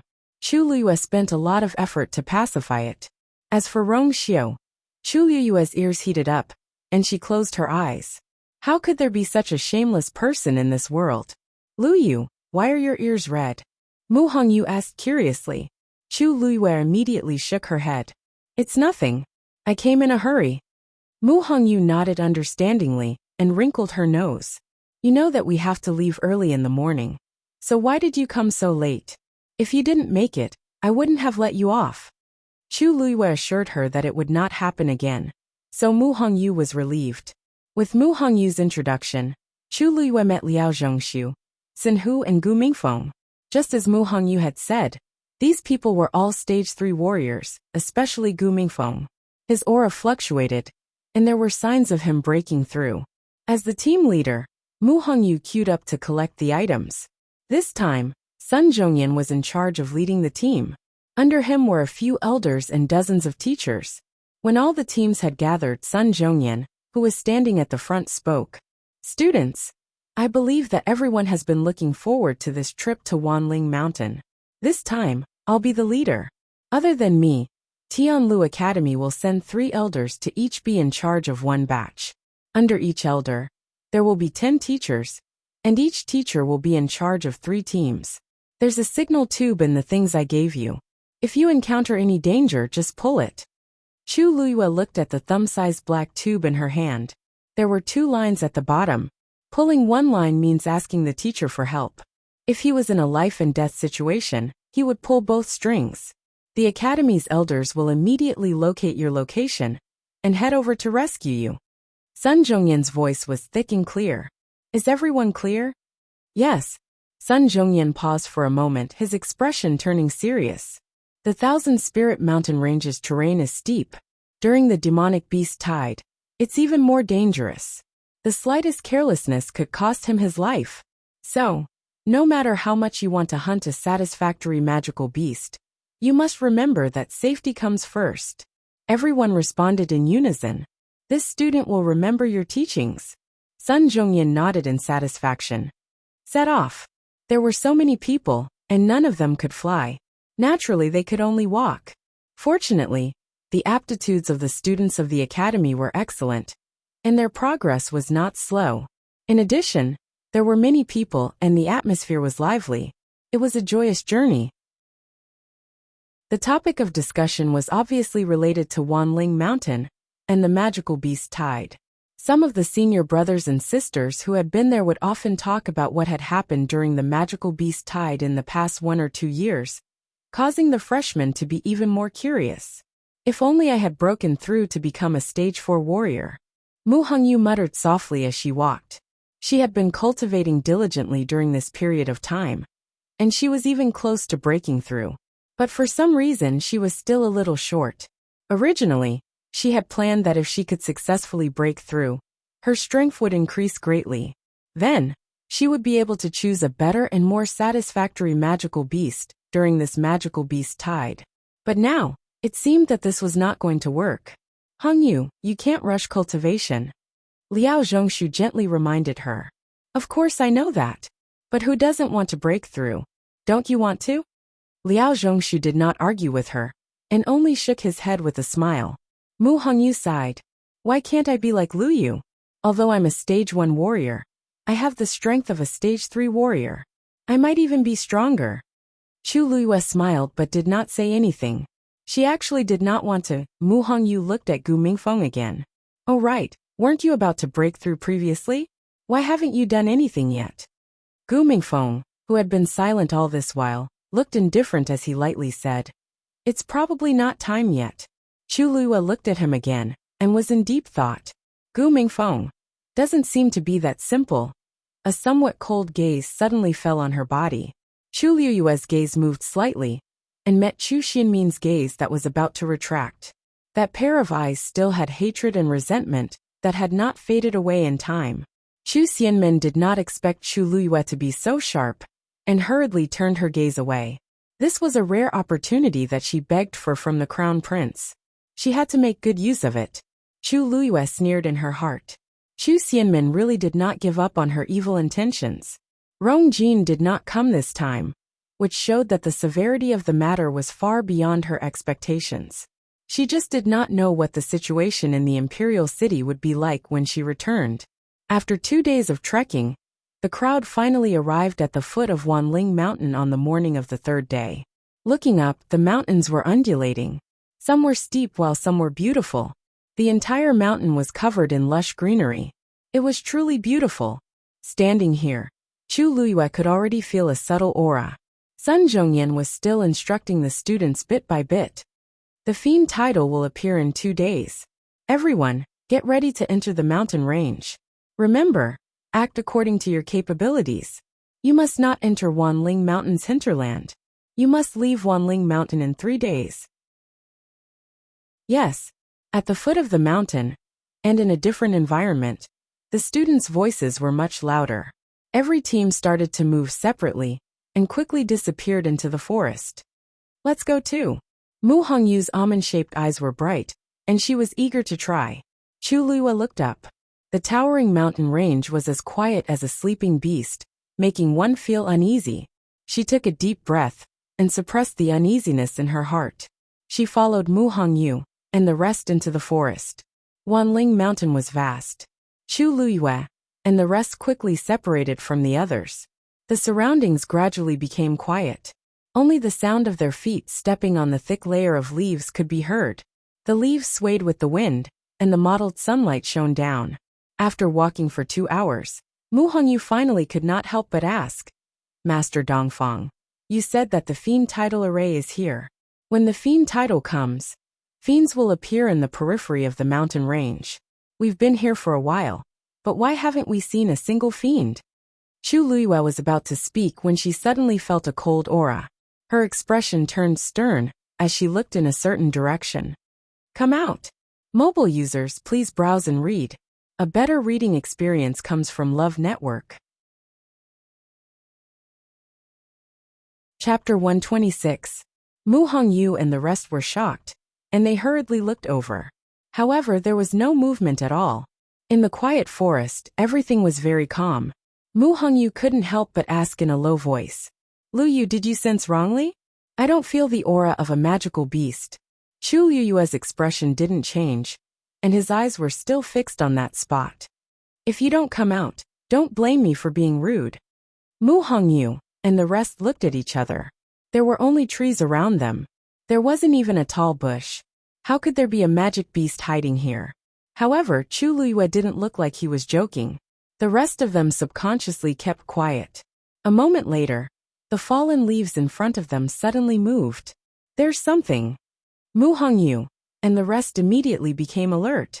There really was a magical beast here. Puff. What is this?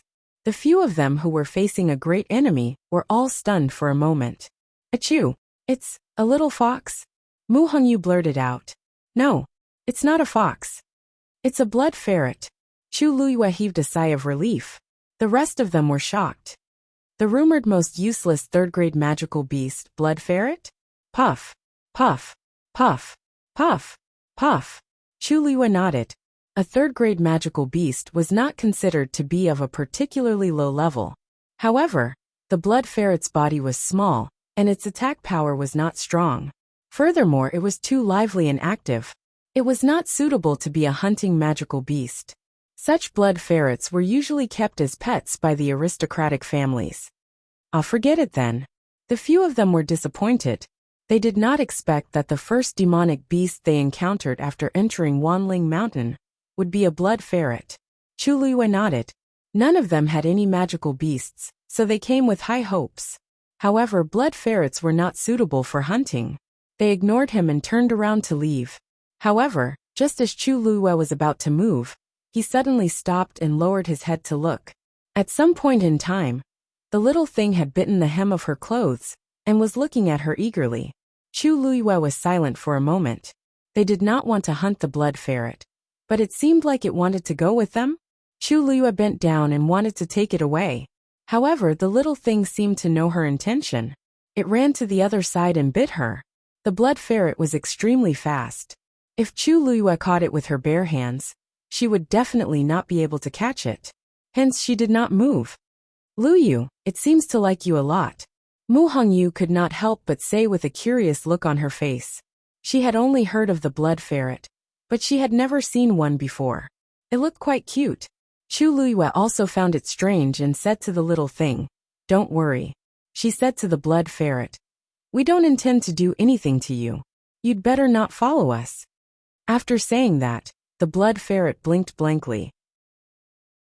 It seemed to take a while before it understood what Chu Liyue meant. She didn't want it anymore. Tears quickly gathered in the blood ferret's eyes. Bean-sized teardrops fell down. It looked up at Chu Liyue, as if it was silently accusing her. Chu Liyue was speechless. Something seemed wrong. "Luyu, why don't we bring it along? You don't want it. Can't you just treat it as a pet? Otherwise, it will be lonely and pitiful." Mu Hongyu could not resist such a furry little thing. She could not help but say, "Why don't we let it follow me?" The blood ferret shook its head frantically. Mu Hongyu was a little disappointed. "It seems like it only wants to follow you." Chu Liyue thought for a moment. "Then be obedient, and we will take you with us." The blood ferret hurriedly nodded and jumped up. Like a red bolt of lightning, it scurried onto Chu Liyue's shoulder. It squatted, swept its tail, and nestled on Chu Liyue's shoulder. From afar, it looked like a furry red dumpling. It was light and not heavy at all. Chu Liyue glanced at it, and her lips curved up. "Let's go." After that, they continued to walk into the forest. Not long after, they encountered a third-grade fiend livid horse. The livid horse was tall, and was considered one of the stronger third-grade fiends. Livid horses have a cool temperament, and are less aggressive. They usually don't take the initiative to fight people. They are suitable as mounts, and not suitable for hunting. Liao Zhongshu said softly. Sinhu was a little tempted at first, but when he heard that, he immediately dispelled the idea. "Then let's continue to walk in. Maybe we can find a better one." After saying that, he took the lead and walked forward. However, the livid horse did not move aside. It stood in front of them, and scratched the ground with its front hooves. It breathed heavily through its nose, and there was obvious hostility in its eyes. Sinhu noticed that something was wrong and frowned. "Bookworm, didn't you say that livid horses won't take the initiative to attack people? Why do I feel like it wants to fight with us?" Liao Zhongshu was also a little surprised. "It can't be right. I have a few livid horses at home, and they are all very docile. Why is this? Could it be that the fiends in Wanling Mountain are all more ferocious?" Before he could finish his sentence, The iron-green horse neighed and charged towards them at high speed. Sinhu was the first to bear the brunt. Ha! He shouted as he bent his legs and raised his muscular arms. His fan-like palms were clenched into fists and suddenly punched. Extreme fist. He was a third-grade warrior and had a strong physical body. The power of this punch was not to be underestimated. The punch was fierce as it went toward the livid horse. The livid horse raised its front hooves and was about to dodge the punch. Sinhu immediately chased after him and actually dashed under the livid horse. Then, his fist turned into a claw and directly struck the livid horse's abdomen. Rip! The livid horse's abdomen was immediately torn open, and blood splattered everywhere. Sinhu's face was also stained with some dirty blood. However, this made his fighting spirit even stronger. Die! He shouted and was about to take its life. At this moment, the livid horse suddenly raised its leg and kicked Sinhu's chest. Be careful! Mu Hongyu and the rest sensed that something was wrong, and immediately went forward to help. The livid horse was attacked from both sides, and had no choice but to be distracted. Its attack power was greatly reduced. However, it was still ruthless and kicked Sinhu's back. Poof! Sinhu suffered a heavy blow, and fell to the ground. He spat out a mouthful of blood, and his face was much paler. Gu Mingfeng stared at the livid horse, and saw a hint of red in its eyes. This beast is going crazy. Chu Luiyue frowned slightly. The livid horse was gentle by nature. Why would it attack them for no reason? And it was so crazy. At that moment, Mu Hongyu exclaimed, "What? Luyu, it's dangerous." Chu Luiyue looked up and saw that the livid horse had bypassed Mu Hongyu and the rest, and was charging toward her. It was targeting her. Mobile users, please browse for a better reading experience from Love Network. Chapter 127. Chu Luiyue's eyes darkened as he drew his sword from his waist and stabbed forward. Pfft! That bright and sharp sword pierced the steel azure horse's neck with unparalleled precision. The steel azure horse let out a painful neigh as its eyes turned even crazier. Its body moved, and it continued to attack Chu Luiyue without a care for anything else. Chu Luiyue's expression was cold as he flipped his wrist. That long sword suddenly slashed horizontally, forcefully severing the steel azure horse's neck. Thump! The huge, greenish head fell to the ground with a dull thud. The wound that Chu Luiyue had cut was still bleeding profusely. The steel azure horse's eyes were wide open as it twitched twice before it stopped breathing very quickly. Chu Luiyue sheathed her sword and glanced at the corpse on the ground as she thought to herself. She did not know this steel azure horse, and she had not done anything overboard. Why would it react like this?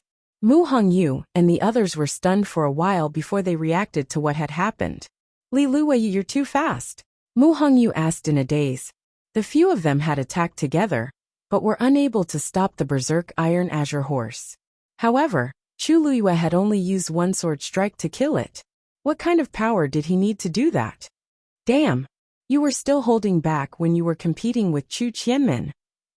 Sinhu, who had fallen to the ground, finally got up. However, he could not care less about the blood on his face and body. He only stared at Chu Luiyue in disbelief. He had fought the steel azure horse head-on just now, and had experienced its power. Even someone as strong as him had suffered under the hooves of the steel azure horse. If Mu Hongyu and the others had not come to help, he might not have been its match. But Chu Luiyue had actually killed it so easily. Chu Luiyue collected her thoughts and looked up at the others. She shrugged. It wanted to kill me, so of course I wouldn't show it any mercy. As for the midterm assessment, didn't teacher say to stop when the time was right? Sinhu stared at Chu Luiyue as he spoke so casually. He could not help but curse in a low voice. Chu Luiyue raised his chin. You can take the origin core. Sinhu's eyes widened. What do you mean? Are you looking down on me? You killed the steel azure horse, so the origin core is naturally yours. I, Sinhu, am not a greedy person. Chu Luiyue rubbed the area between his brows. This Sinhu's personality was a little too straightforward. You were injured by it. If you don't rest well, you won't be able to recover without half a month. Take its origin core and use it to heal. You'll recover faster. The others were stunned by his words. Sinhu was a little tempted. But he still asked doubtfully, "Really? How do you know all this?" Chu Luiyue could not be bothered with him.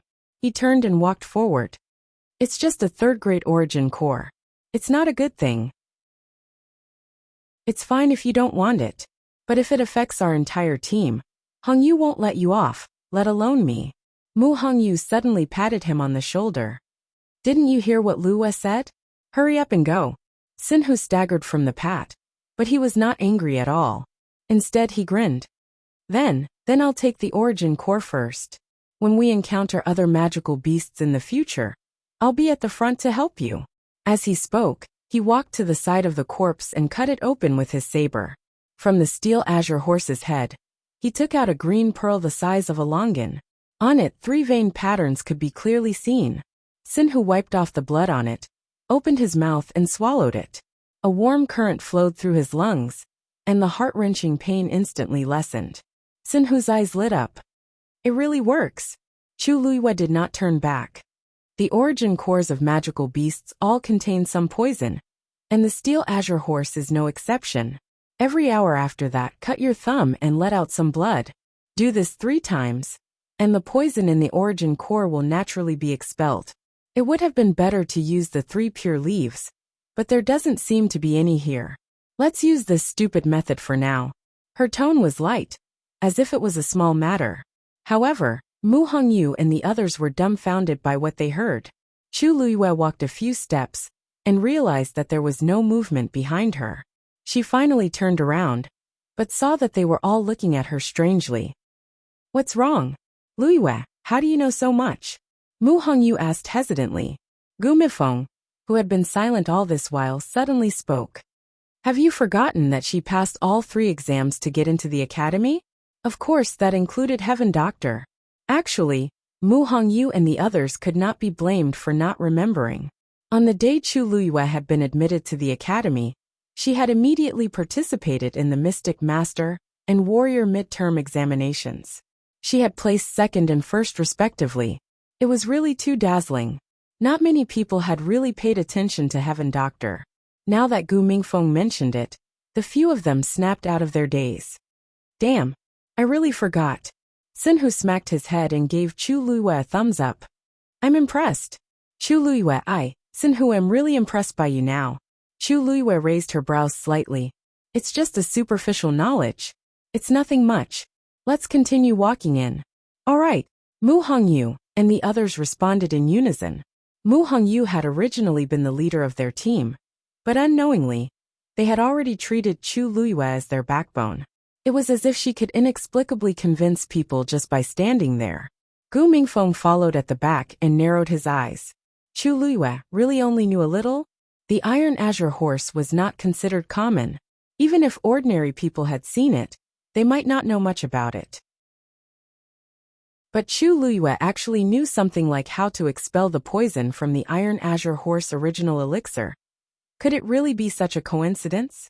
In the mountains, the sky always darkened very quickly. The sun set, the curtain of night hung high, and a bright moon hung in the sky. "Why don't we rest here today?" Mu Hongyu suggested, as they walked to a relatively spacious area. However, Chu Luiyue suddenly pulled her back. "Wait."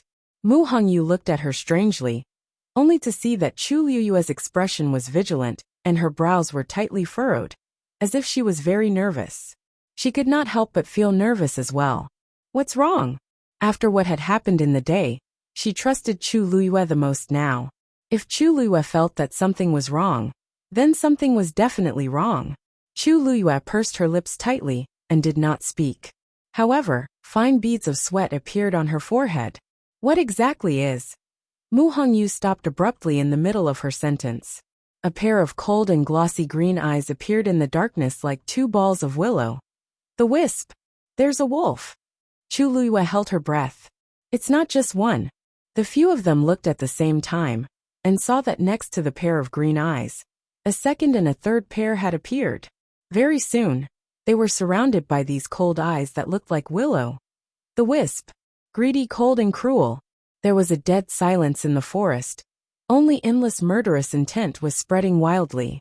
Chu Luiyue closed her eyes. "It's a pack of wolves." "Digression. Usually updated at 9 in the morning. Mobile users please browse and read. For a better reading experience, please visit the website. Chapter 128. Chu Liyue's eyes darkened. He drew his sword from his waist and stabbed it forward. Poof! That bright and sharp sword accurately pierced the livid horse's neck. The livid horse let out a painful neigh, and its eyes became even crazier. It moved its body and continued to attack Chu Liyue without caring about anything else. Chu Liyue's expression was cold as he flipped his wrist. The sword suddenly slashed horizontally and cut off the livid horse's neck. Plop! The livid horse's head fell to the ground with a dull thud. The wound that Chu Liyue cut was still bleeding. The livid horse's eyes were wide open, and it twitched twice before it stopped breathing. Chu Liyue put his sword away and looked at the corpse on the ground. He was deep in thought. She did not know this livid horse, and she did not do anything overboard. Why did it react this way? Mu Hongyu and the rest were stunned for a while before they realized what had happened.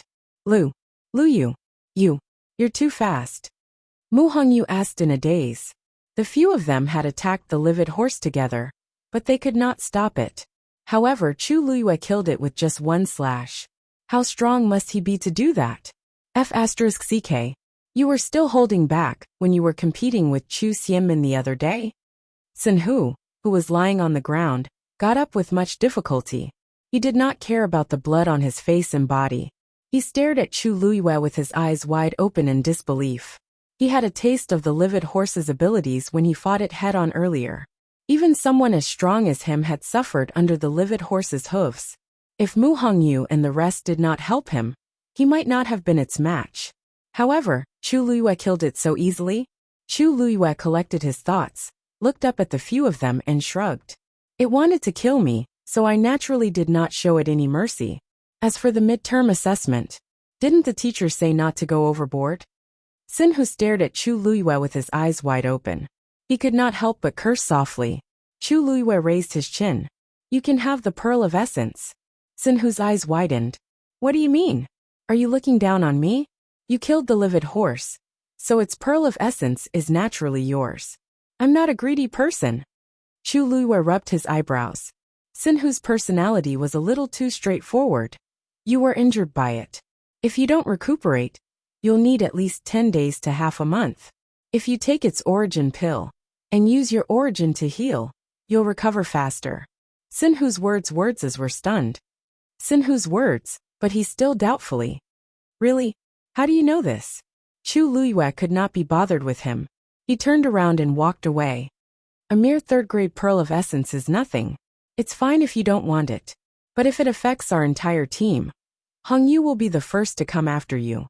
Mu Hongyu had an epiphany and suddenly patted his shoulder. Didn't you hear what Liu said? Why aren't you going? Sinhu staggered from the slap, but he wasn't angry at all. Instead he grinned.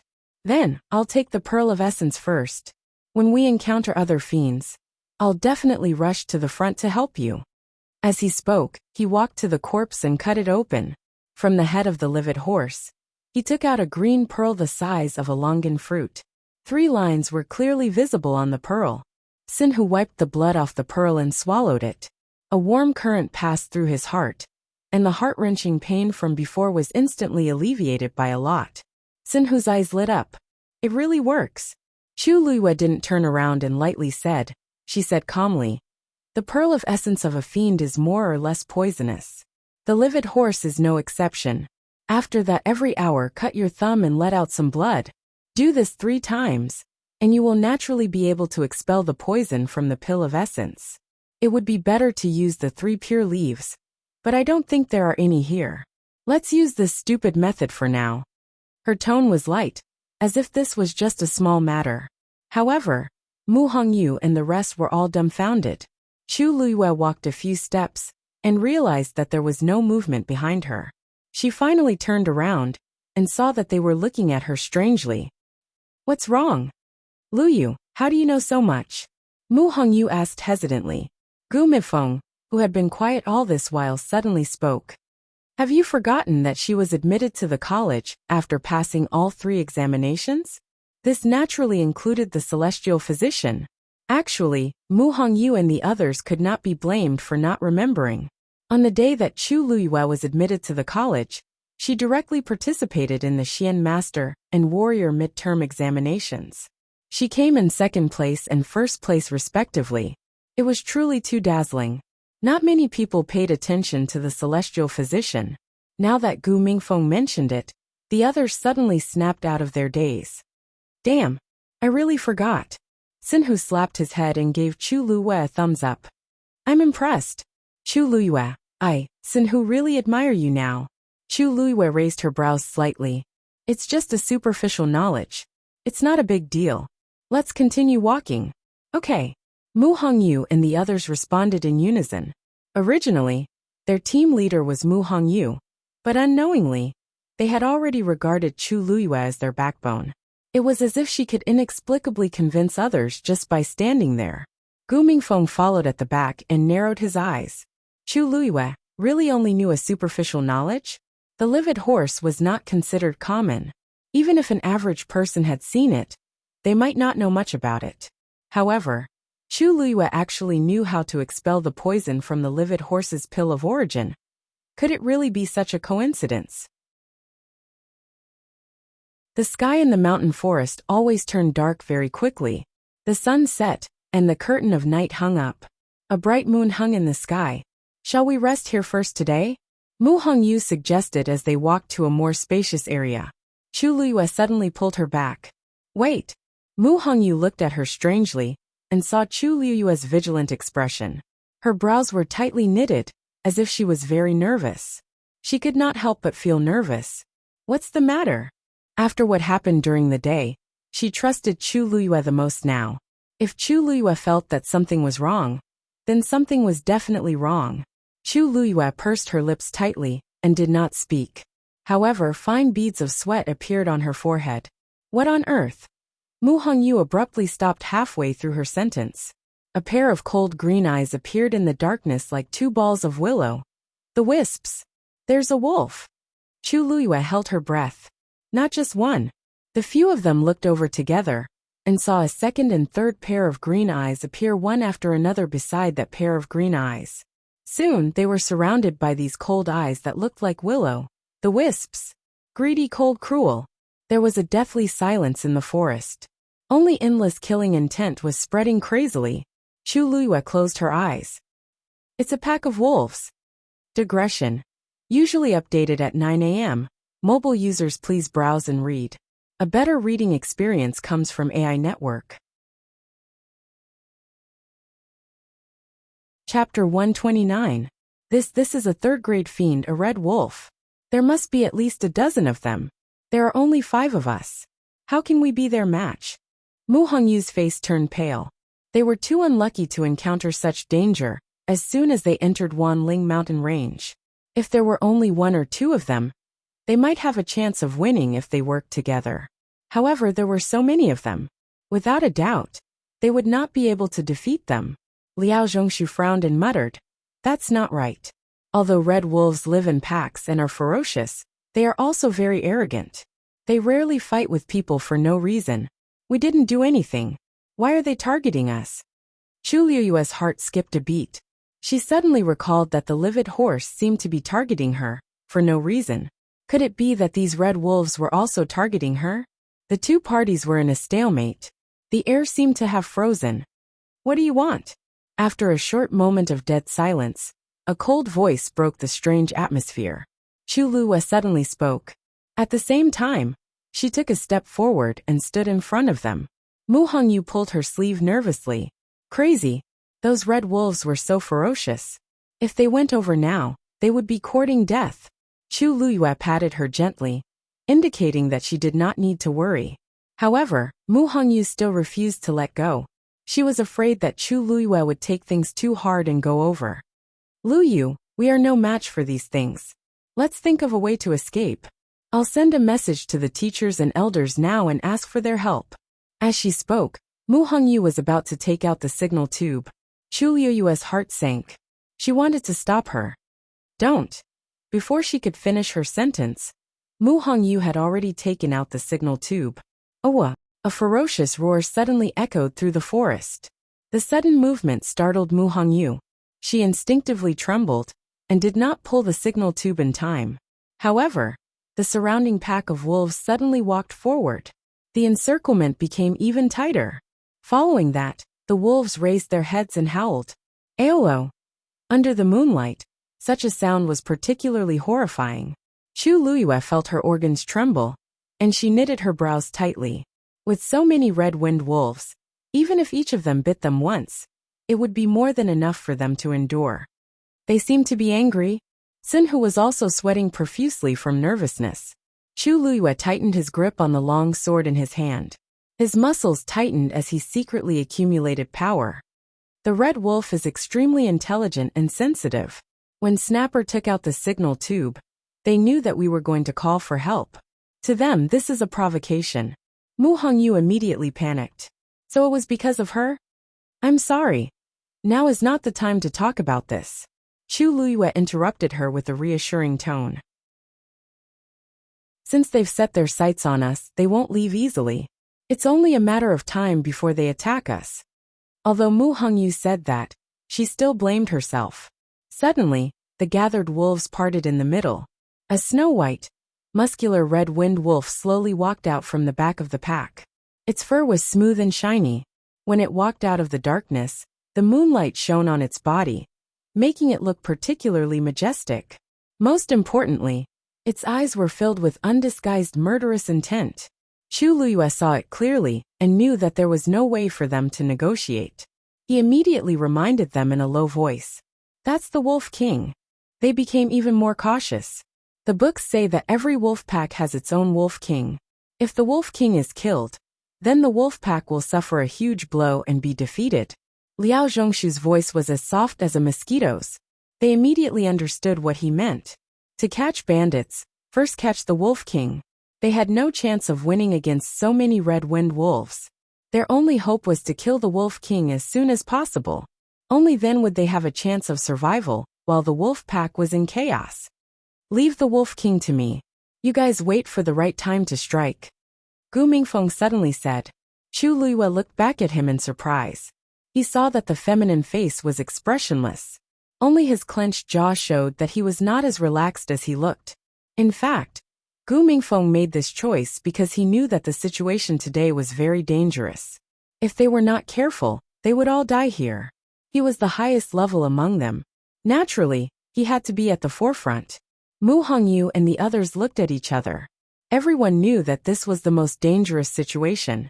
However, if something happened to Gu Mingfeng, the red-winged wolf's most powerful weapon is its sharp claws and teeth. Even if you don't die, you'll be crippled. Remember, don't fight it head-on. I'll support you, Chu Luiyue said in a low voice. He then instructed the others to do their best to stop the other red-winged wolves. As long as they had enough time, they might win. Mu Hongyu bit her lip. Yes, the situation is dangerous. The two of you must be careful. You too. After Chu Luiyue said that, he silently held the dagger in his other hand. The next moment the Wolf King suddenly moved. It was extremely fast. It drew a snow-white trail in the air, and appeared in front of them in the blink of an eye. Gu Mingfeng tapped his toes and flew forward. He raised his sword and slashed at the Wolf King. Almost at the same time, Chu Luiyue followed closely behind. In an instant, the two of them and the Wolf King were in a tripartite confrontation. On the other side, the wolf pack charged at them from all directions. Mu Hongyu and the other two had their backs against each other, forming a small protective circle. They began to fight with the wolf pack. Gu Mingfeng's sword was about to strike, but the Wolf King was faster. With a leap, it jumped onto a tree trunk at the side. It lowered its body and exerted force with its hind legs. Its entire body flew out rapidly. It charged in front of Gu Mingfeng in an instant. Gu Mingfeng was shocked. He immediately raised his sword to block in front of his chest. Whoosh! The sharp claws rubbed against the sword body, making an ear-piercing sound. Gu Mingfeng only felt his body being attacked by a heavy force. His body retreated a few steps uncontrollably. When he finally steadied himself, he quickly looked down and saw that there were already a few clear scratches on the sword body. It was left behind by the Wolf King just now. Its claws were actually so sharp. They were even more dangerous than swords. Gu Mingfeng's expression darkened. This Wolf King's strength was clearly about to break through to rank 4. He was definitely not a match for it just by relying on himself. Just as the thought flashed through his mind, he felt a gust of cold wind coming toward him. It was the Wolf King in hot pursuit and attacking again. He channeled his force and poured it into his sword. However, the Wolf King had already pounced on him at this time. Gu Mifeng could not block it, and directly crashed onto the ground. He wanted to get up and escape, but he could not move at all. He could only be slaughtered by the Wolf King. The Wolf King opened its bloody mouth. Its sharp teeth shone with a cold light as it bit at Gu Mingfeng's neck. A fishy smell hit him in the face. Gu Mifeng could even feel its teeth pressing against his skin. Gu Mingfeng's blood seemed to have frozen at this moment. However, just as he thought that he was going to die, a biting cold aura suddenly attacked. Behind the Wolf King was Chu Liuyue's sword. Mobile users, please browse for a better reading experience from Love Network. Chapter 130. Sensing the danger, the Wolf King could only stop attacking Gu Mifeng and turn to pounce on Chu Liyue. Chu Liyue's sword slashed across its back, and the Wolf King's fur stood on end. It was as hard as steel needles. This sword strike only left an extremely shallow bloodstain on the surface. Chu Liyue pursed her lips tightly. Although the king of the Crimson Wind Wolves was only a 3rd-grade magical beast, its strength was comparable to a 4th-grade magical beast. The most troublesome part was its fur. However, Chu Liyue's attack had thoroughly enraged the Wolf King. After exchanging blows with Chu Liyue, it landed on the ground not far away, and was filled with cold murderous intent. Awoo! The Wolf King raised its head and howled, then charged toward Chu Liyue again. Chu Liyue raised her sword and the man and beast clashed. The Wolf King bit the sword directly. Crack! The long sword broke. In Chu Liyue's hand, there was only a broken sword left. The Wolf King followed closely. It went straight for Chu Liyue's neck. Gu Mingfeng's heart suddenly felt empty when he saw this scene. However, Chu Liyue did not retreat. Instead, she went forward and stabbed the remaining half of the sword into the Wolf King's mouth. The Wolf King let out a howl. The next moment, it seemed to have gone berserk and bit the broken sword into pieces. Blood splattered everywhere. Chu Liyue felt a few drops of warm liquid on her face. The thick stench of blood was nauseating. She quickly let go of the sword hilt and retreated. The Wolf King went forward again. This time, its speed was even faster than before. Chu Liyue could not dodge in time. When she looked up, she could already see the Wolf King's sharp teeth. She tilted her head and narrowly avoided the Wolf King's attack. The next moment, a cold murderous intent flashed in her eyes. She bent her knee and raised her leg, then kicked the Wolf King in the stomach. To an ordinary person, this kick might be an extremely serious attack. However, to the Wolf King, whose physical strength was tyrannical, it was nothing. The Wolf King's movement only paused for a moment before it continued to attack. Its sharp claws went for the heart. Once it was hit, it would definitely die. Gu Mifeng, who had just gotten up with difficulty, saw this scene, and his heart was in his mouth. His pupils constricted. At this moment, a ray of light suddenly flashed. The Wolf King only saw a flash in front of its eyes, then felt a cold touch on its front leg. Its actions finally stopped, but it saw Chu Liyue holding a dagger in front of her chest. Its front claws, which had attacked Chu Liyue, had been chopped off. A moment later, an intense pain. Taking advantage of this short period of time, Chu Liyue kicked it out again. The Wolf King lost its front paws and fell heavily to the ground heavily. With dust and blood all over his body, he looked like he was in a sorry state. Ming! Liyue! Hurry! We can't hold on any longer. Mu Hongyu suddenly shouted. Chu Liyue glanced sideways and saw that the 3 of them had already fallen into the pack of wolves. Their figures were almost buried in the wolves. Without hesitation, she quickly went forward and leaped. Her hand rose and the knife fell. The knife pierced through the Wolf King's head. A bloody hole instantly appeared in the Wolf King's head. Its eyeballs protruded, and its flesh and blood rolled. It wanted to struggle to get up, but Gu Mingfeng immediately went forward and added another stab to the wound. It twitched a few times before it went completely silent. The wolf pack immediately sensed the Wolf King's death, and it was followed by chaos. Not long after, the pack of wolves that had been attacking Mu Hongyu and the other two fled in all directions, disappearing into the dark forest without a trace. The surroundings finally quieted down again. Only the bloodstains on the ground and the Wolf King's corpse proved what had happened here. Chu Luiyue heaved a sigh of relief after confirming that the crisis was over. She took 2 steps back and leaned against a tree, panting heavily. Her current ability was not bad compared to Chu Xianmin's, but it was still very difficult for her to fight with a fiend of the Red Wolf King's level. The short exchange had almost depleted her energy. If she had not used the dagger to block the Wolf King's fatal attack, she might have been. Chu Luiyue lowered her head and looked at the dagger in her hand. The thin and sharp dagger had clear moonlight flowing on it, and there was not a trace of blood. However, she had already experienced its power earlier. This time, she really had to thank Rong Xiao. If it were her previous dagger, she definitely would not have been able to kill the Wolf King so easily. Unknowingly, Rong Xiao had saved her again. Chu Luiyue looked at the dagger in a daze. Luyu, are you okay? Mu Hongyu rushed over and hurriedly sized up Chu Luiyue. Chu Luiyue snapped out of her daze and shook her head. I'm fine. Aya, your arm is cut. Mu Hongyu wanted to heave a sigh of relief, but she saw that Chu Luiyue's right arm had a few cuts. Chu Luiyue glanced at it and did not seem to care.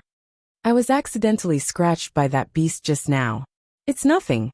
You guys were surrounded by the wolves. How are you? Mu Hongyu was relieved when she saw her calm expression and confident tone. Her expression darkened when she heard Chu Luiyue's question. I'm fine. It's just that Liao Zhongshu was seriously injured when he tried to protect me, and Xin Hu. Chu Luiyue looked up and saw Liao Zhongshu sitting on the ground with Xin Hu supporting him.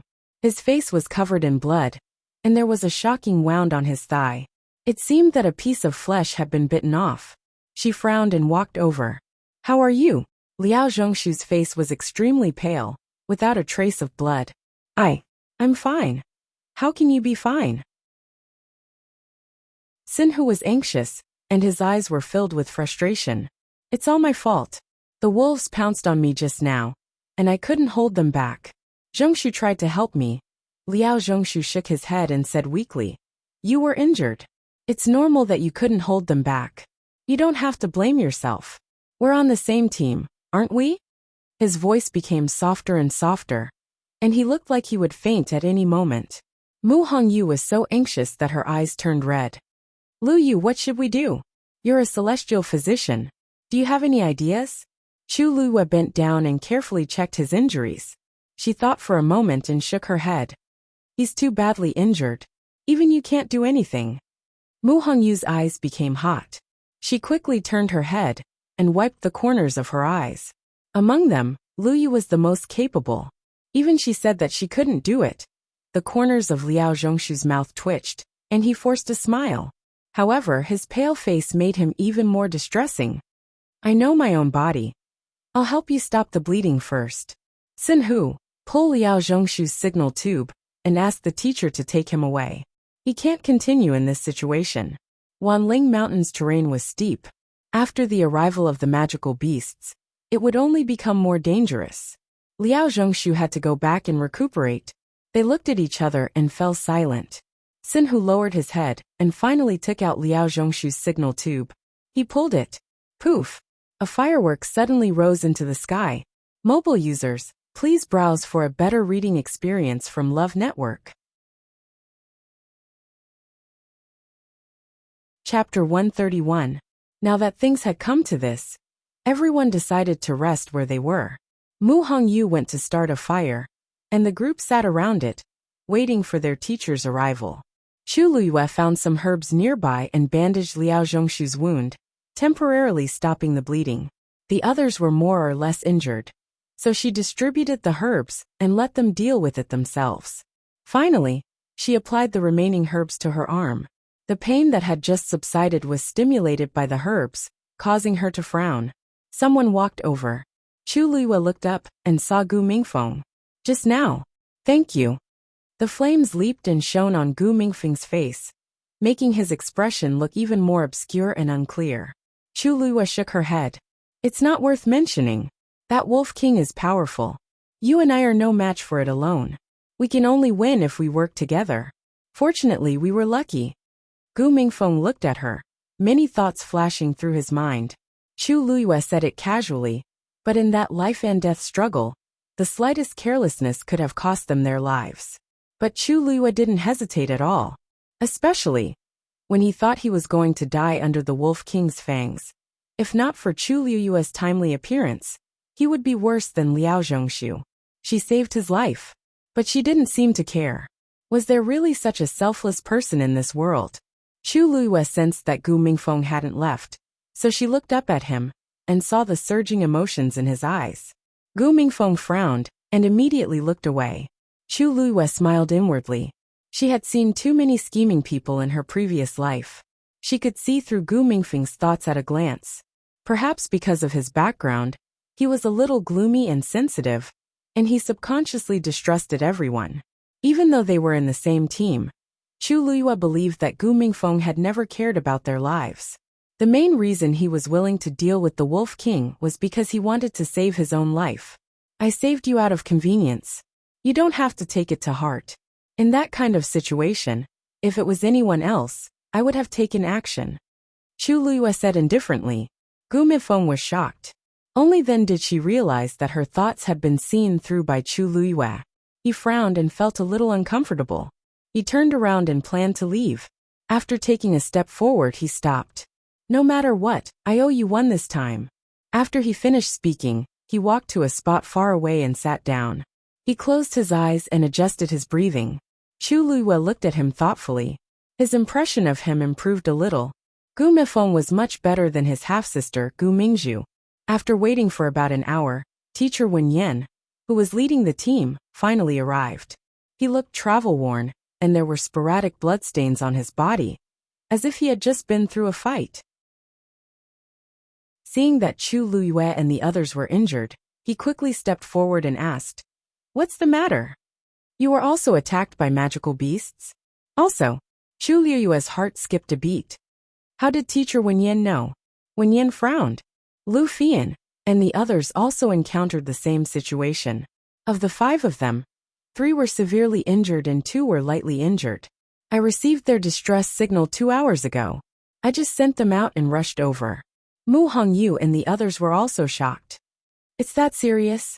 Mr. Wen Yan nodded solemnly. Indeed. According to them, they were attacked by Cloud Surge leopards. Cloud Surge leopards were 3rd-tier magical beasts, and they were powerful and ferocious. It was no wonder Lu Fian and the others were in such a miserable state. Then they all left and withdrew from this hunt. Yes, the 3 of them are severely injured and no longer have the strength to fight. The remaining 2, Lu Fian and Lu Fian, are also trembling in fear after this battle. As Wen Yan spoke, he walked to Liao Zhongshu's side. After examining him carefully, he heaved a sigh of relief. Even though they are severely injured, it's fortunate that we managed to save them in time. It's not too late to return now. Liao Zhongshu knew that he would only be a burden to everyone if he stayed. Then I'll have to trouble teacher Wen Yan. Wen Yan sighed. Zhongshu, you're very talented.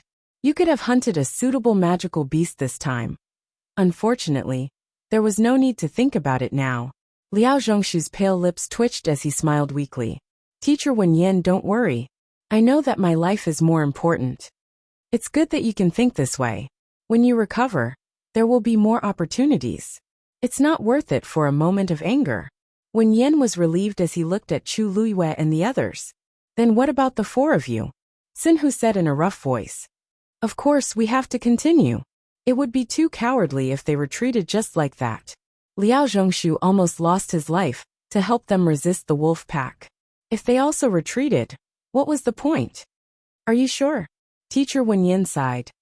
Wanling Mountain is very strange this time. Some magical beasts that were originally active in the inner area have appeared in the outer area. They are very aggressive. I contacted the other teachers just now and many teams have encountered the same situation. If we continue to go deeper, I'm afraid it will be dangerous. Sinhu was stunned. He scratched his head and instinctively looked at Chu Luiyue. Mu Hongyu and Gu Mifeng also looked over at the same time. Lu Yu, what do you think? Mu Hongyu asked. Teacher Wen Yan was a little surprised. Wasn't the leader of their team Mu Hongyu? Why did it seem like Chu Luiyue was the backbone now? Chu Luiyue thought for a moment and calmly glanced at them. I choose to continue. Mobile users, please browse and read. A better reading experience comes from Love Network. Chapter 132. Okay, let's continue. Mu Hongyu seemed to have taken a calming pill. She clenched her fists, and her hesitant expression became firm. Sinhu nodded. Let's continue. We'll follow you. Although Gu Mingfeng didn't say anything, he nodded in agreement. Teacher Wen Yan stared blankly. This team. Was Chu Luiyue the one in charge? She said to continue, but the others didn't have any objections. They seemed to be more confident than before. They had only been in Wanling Mountain for a day. What happened to them? Lu Yu, are you sure? Mr. Wen Yan hesitated for a while and tried to dissuade them. Wanling Mountain is different from before. It's much more dangerous. Even if you really want to hunt magical beasts, I'm afraid now is not the best time. Since we're already here, there's no reason to retreat. Chu Liyue's tone was very light, but it was steady and had the power to make others feel at ease. Mr. Wen Yan, you can bring Liao Zhongshu back. I know what I'm doing and won't risk my life. If we go back now, we'll be unwilling. Mr. Wen Yan was anxious. Luiyue, I know that the few of you aren't weak, and you all have pride in your hearts. But now you're all injured. Look at the mess. Do you think I don't know how dangerous it was? You. As he spoke, he suddenly saw the carcass of a fiend lying not far away. His voice stopped abruptly. That was a red wolf? You were attacked by a red wolf? He came in a hurry, so he didn't see the carcass of the red wolf. Mu Hongyu still had lingering fears. Mr. Wen Yan, that's the carcass of the Red Wolf King. We were attacked by a pack of red wolves just now. This sentence made Teacher Wen Yan so shocked that he was speechless. He stepped forward and took a closer look. It was indeed the Wolf King.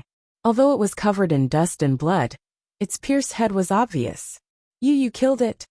Lu Yu and Mifeng killed him together. Mu Hongyu sighed. The three of us were in charge of stopping the wolf pack. Zhongshu was seriously injured because he tried to save me and Sinhu. Teacher Wen Yan opened his mouth, but he couldn't say anything. Only his heart was filled with shock. Red Peak Wolves. And the Wolf King.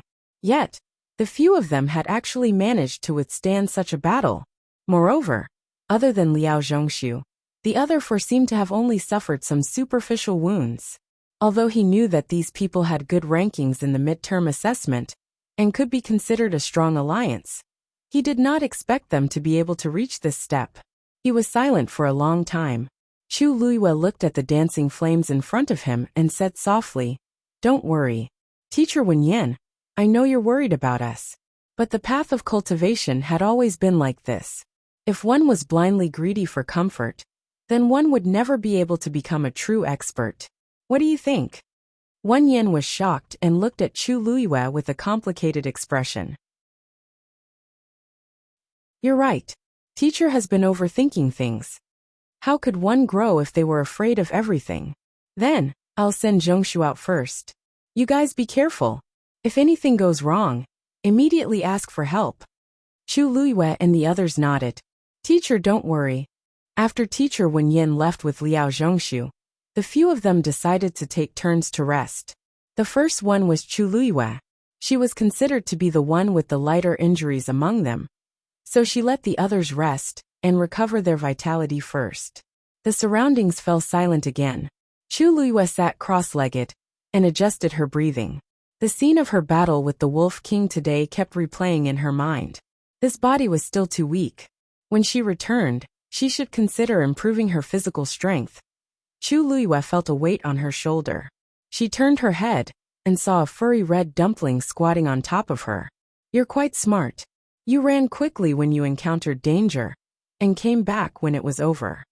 Chu Luiyue poked it lightly. The blood ferret's fluffy tail moved, revealing a pair of round eyes that were full of flattery. Chu Luiyue raised her eyebrows and looked at it. The blood ferret moved closer and carefully extended its 2 claws to bow. It looked wronged and worried, and tears quickly gathered in its eyes. It was as if it would cry if Chu Luiyue was a little more strict. She couldn't blame it for looking like this. Chu Luiyue rubbed her forehead. There was a reason why blood ferrets were known as the weakest third-rank demonic beasts. It didn't have any other abilities, but its escaping speed was top-notch. She didn't really mean to blame it. Was she counting on this little thing to help them defeat the Red Summit wolves? Forget it. As long as you're happy. Chu Luiyue tapped its head. Realizing that Chu Luiyue wasn't really angry, the little thing relaxed. It intimately moved forward and rubbed its head against her face. Chu Luiyue's lips curved slightly. Nothing happened that night. Early the next morning, they set off again and headed into Wan Spirit Mountain. The forest was lush, and the deeper they went, the quieter it was. However, such an environment made them more vigilant. This place seems a little strange. Mu Hongyu looked around and muttered softly. Chu Luiyue, who was walking in front, suddenly stopped. The others also stopped. Luyu, is there a problem? Mu Hongyu asked. After what happened the day before, they were very confident in Chu Luiyue. Chu Luiyue frowned slightly. Let's go back. Go back? But we just arrived here. They were very puzzled, but when they saw Chu Luiyue's serious expression, they didn't say anything else. However, just as they turned around and walked a few steps, a woman suddenly screamed behind them. Help! Digression. Yesterday when I was writing, I fell asleep while sitting down. Later, it will drop at 5 p.m. Please check your mobile phone users. A better reading experience comes from Love Network. Chapter 133. Although the voice was sharp, Chu Luiyue was very familiar with it. Gu Mingfeng's eyebrows twitched slightly, but he did not say anything. This voice, why does it sound so familiar? Mu Hongyu wanted to look back, but Chu Luiyue pulled her back. Let's go. Otherwise, we'll be the ones crying for help. Mu Hongyu was shocked and hurriedly followed him. The few of them quickly retreated back the way they came, but the screams did not stop. They were even getting closer. Help! The screams were accompanied by messy footsteps. It was obvious that someone was running for their life. Gu Mingzhu wanted to hunt a satisfactory fiend in Wan Spirit Mountain this time. Her family had suggested that they help her choose one, but she was arrogant and refused to let others help her. She wanted to hunt by herself. Thus, she had been looking forward to this fiend tide for a long time. However, she did not expect to be in danger after just one day in Wan Spirit Mountain. She ran forward in a panic. Her heart was beating so violently that it almost jumped out of her mouth. Actually, she had used up all her energy, but she did not dare to stop. She could only keep running forward. She did not even dare to look back. In a blur, she seemed to see a few figures in the distance. Although she could not see their faces clearly, they were wearing Tianlu Academy's uniform. She was elated and quickly called for help. However, those people did not come over. After hearing her call for help, they started to retreat. Gu Mingzhu became anxious and used the last of her energy to chase after them. Help! I'm also a student of Tianlu Academy. You guys help me. Sinhu could not help but look back when he heard this voice. His eyes immediately widened when he saw what was on the screen. Gu Mingzhu. Sinhu knew Gu Mingzhu, but Gu Mingzhu did not know him. After all, she had always looked down on martial artists. Thus, other than the most famous ones, she had never looked at anyone else. When she heard that Sinhu recognized her, she was elated. I'm Gu Mingzhu. If you help me, I'll thank you properly when I get back. Chu Luiyue suddenly stopped and looked in front of her with a serious expression. Mu Hongyu and the others sensed that something was wrong and stopped as well. Only then did Gu Mingzhu look at them carefully.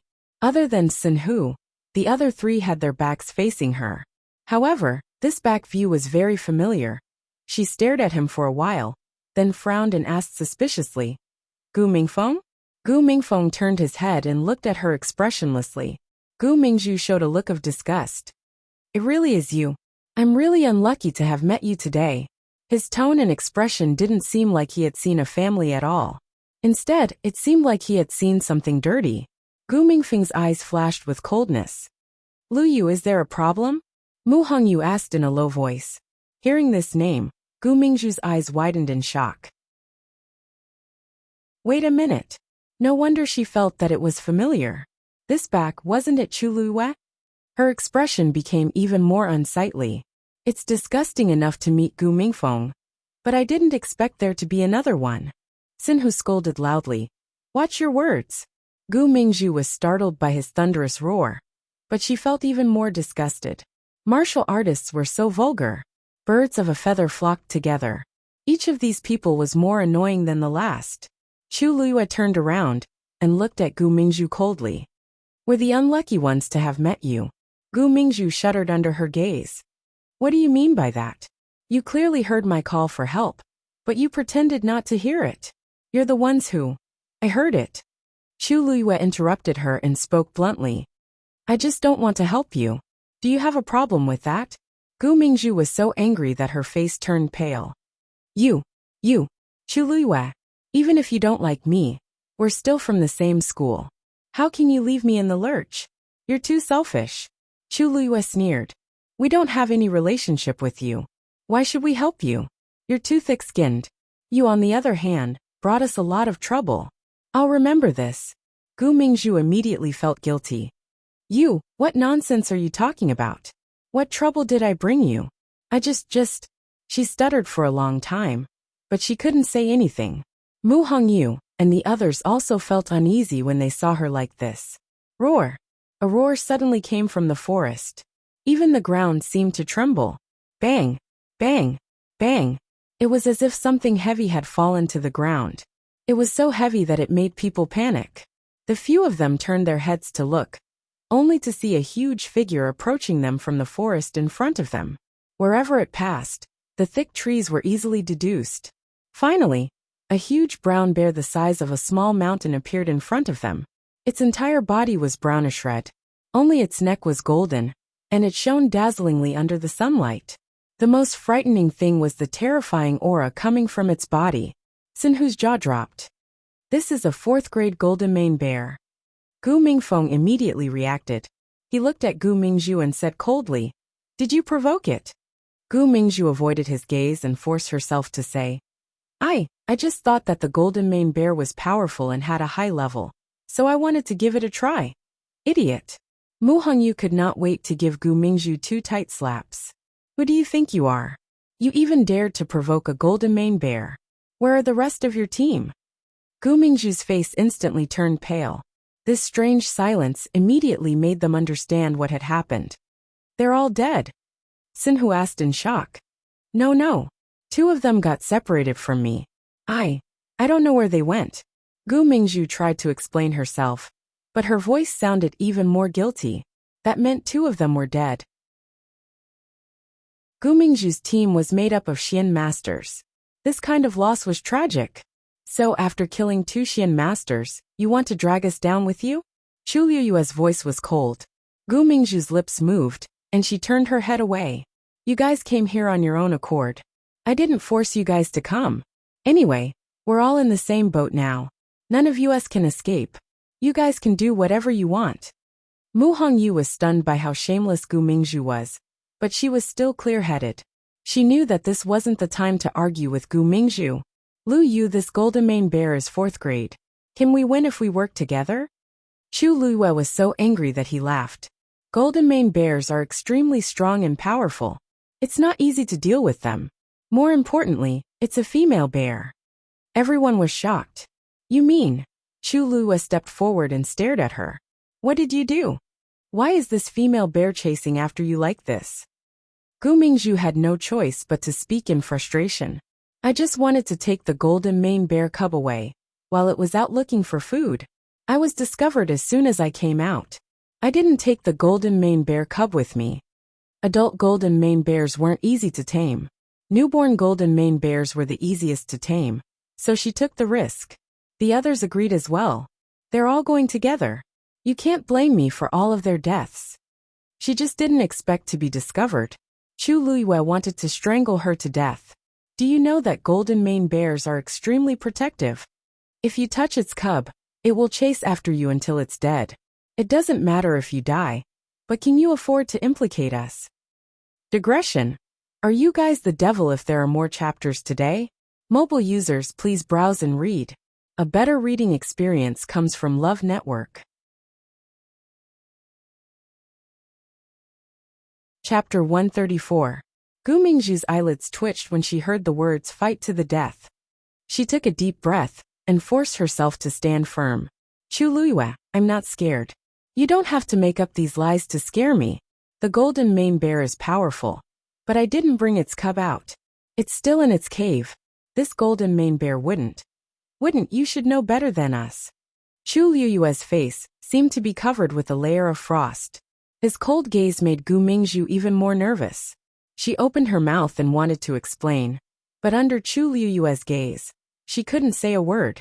In the end, she could only turn her head away awkwardly. Actually, she also felt that something was wrong. After being discovered by the golden mane bear, she knew that it was bad. She immediately threw the cub back and ran away. But the golden mane bear seemed to have set its sights on her and chased her all the way.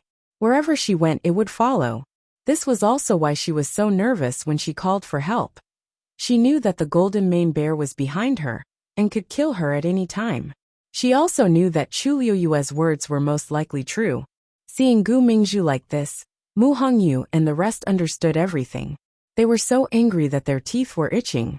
This was the same as pushing them into the fire pit. If it wasn't for Gu Mingzhu, they wouldn't be in so much trouble. Just as they were confronting each other, the golden mane bear took another step forward. Bang! The ground trembled, causing their hearts to feel uneasy. Chu Luiyue looked back. The golden mane bear stood not far from them.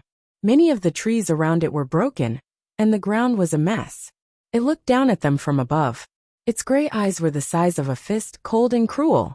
Chu Luiyue could clearly feel the anger in its eyes, as well as a bit of disdain, as if it was looking at an ant.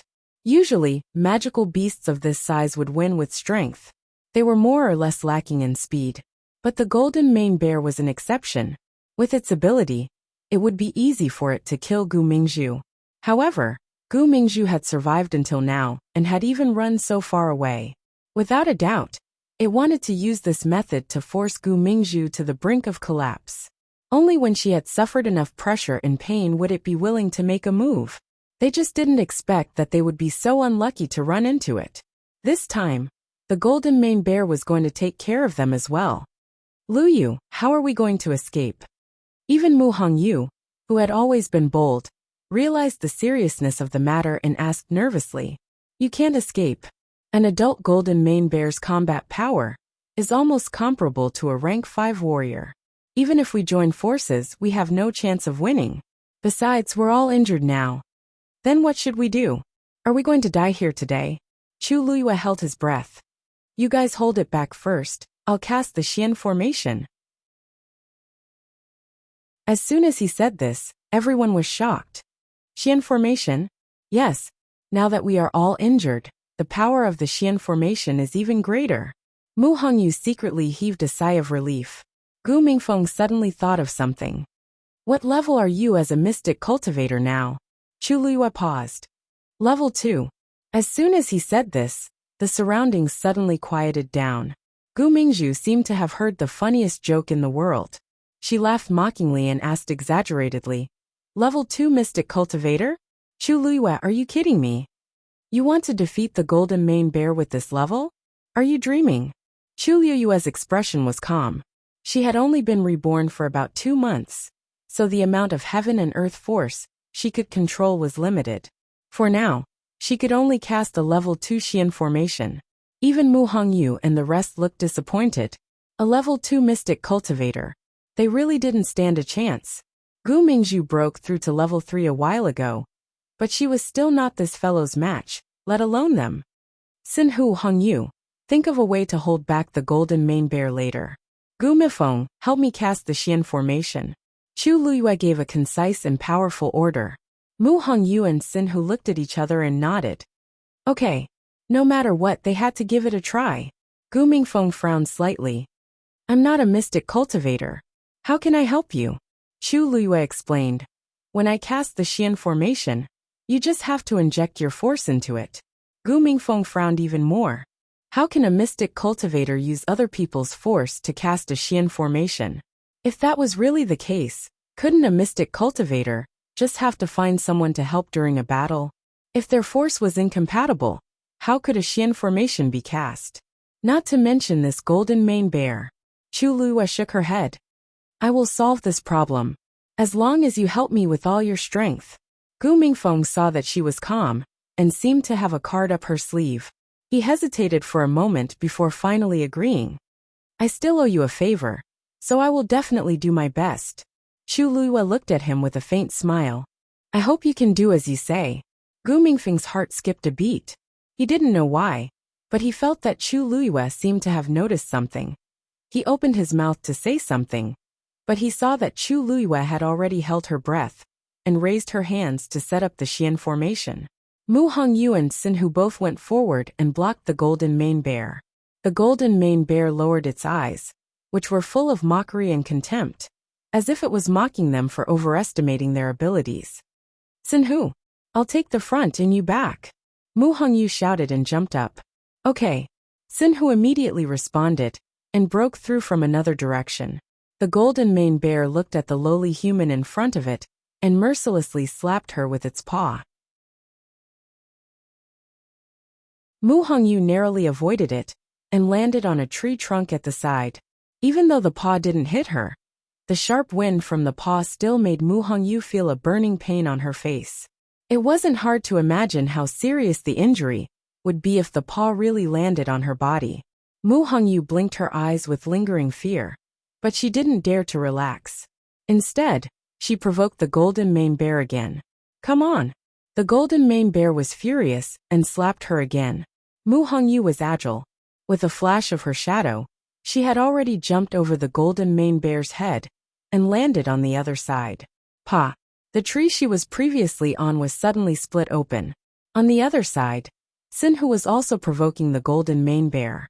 The two of them went back and forth, causing the golden mane bear to fly into a rage. The surrounding trees were all swept away.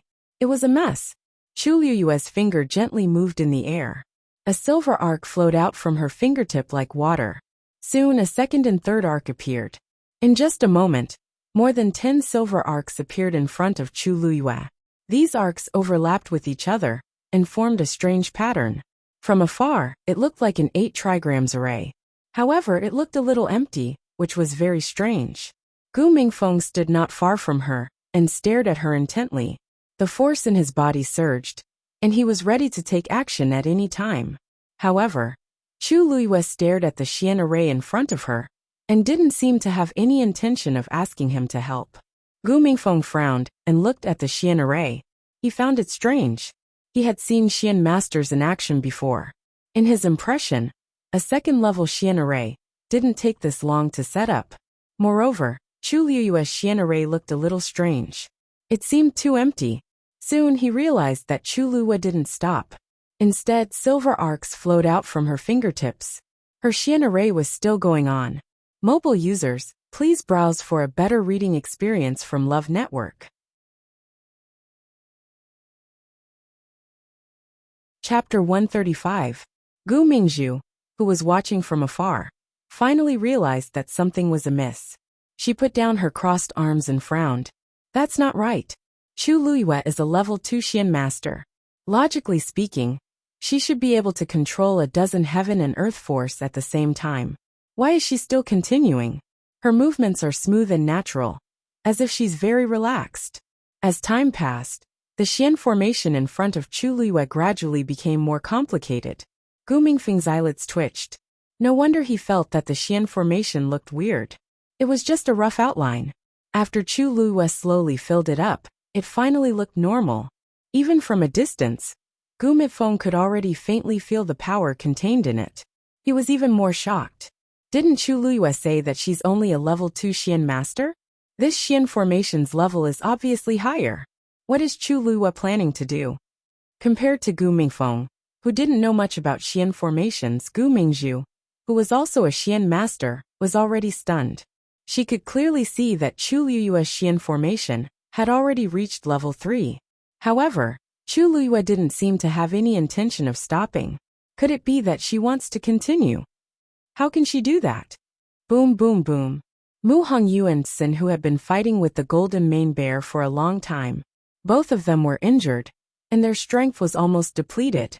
The golden mane bear was already furious, after being toyed with by the two of them. It kept attacking them violently. Luyu, are you done?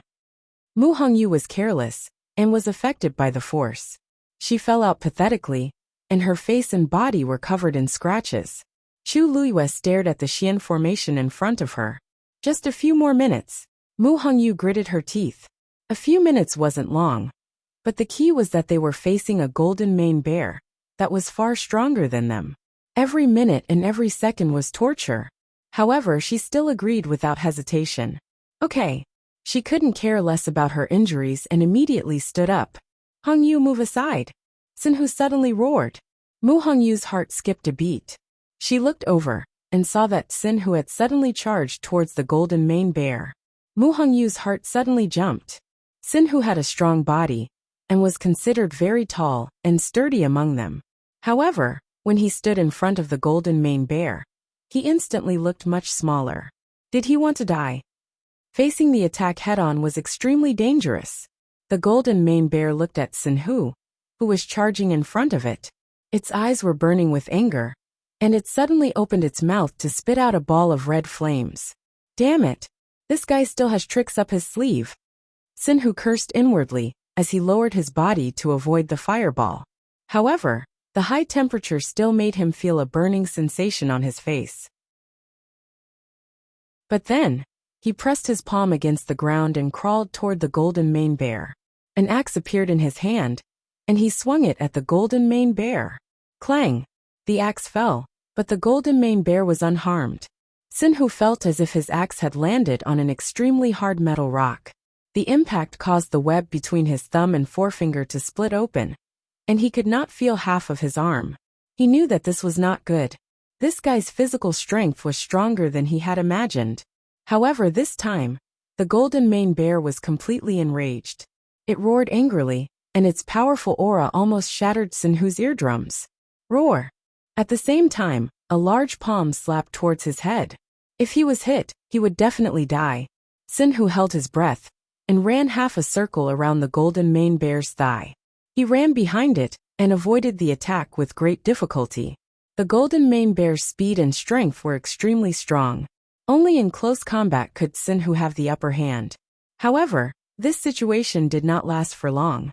After failing to catch him twice, the golden mane bear gave up on him and turned to charge towards Chu Luiyue. It already felt a little uneasy and had to stop Chu Luiyue immediately.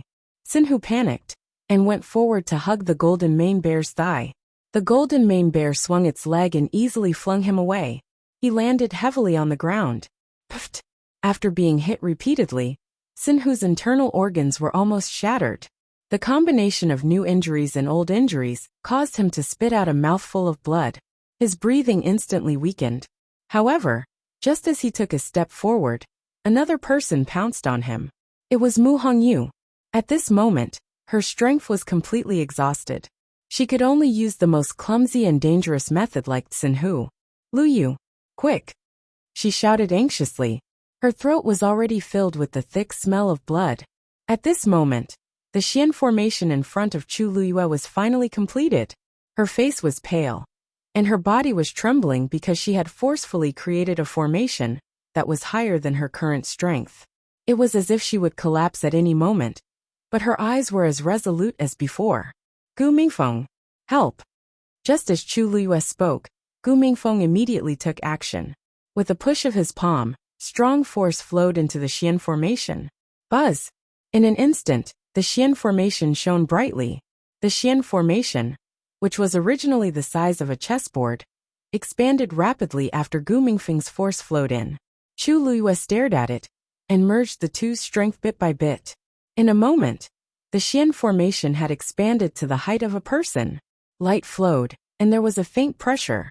Chu Luiyue felt as if all the strength in his body had been emptied. He was extremely weak, and his vision was turning black. From the corner of his eyes, The golden mane bear impatiently flung Mu Hongyu away and raised its leg, intending to stomp on her. The force of its kick was as strong as 1,000 catties. Mu Hongyu lay on the ground, covered in blood. She no longer had the strength to move. Seeing the huge bear paw coming towards her, she closed her eyes in despair. Chu Luiyue clenched his teeth. Go! Boom! The Xian formation suddenly exploded. In an instant, countless rays of light shot out like a rushing river and went straight for the golden mane bear. A vast pressure instantly enveloped it. The golden mane bear sensed the danger, and panic flashed across its face. However, that terrifying power had already landed on its body. Its huge body seemed to be drowned by the rushing river. Everyone could only see countless silver lines twisting together. It locked the golden mane bear in place. Seeing this, Gu Mingzhu finally couldn't help but exclaim. 4th grade wood origin formation? Chu Luiyue actually used a Xian formation of this level? Mobile users, please browse for a better reading experience from Love Network.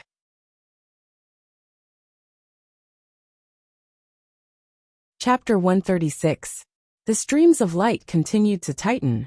The golden mane bear kept struggling, but it was futile. It couldn't break free no matter how hard it tried. Not long after, its movements gradually slowed down. Its angry roars also gradually weakened.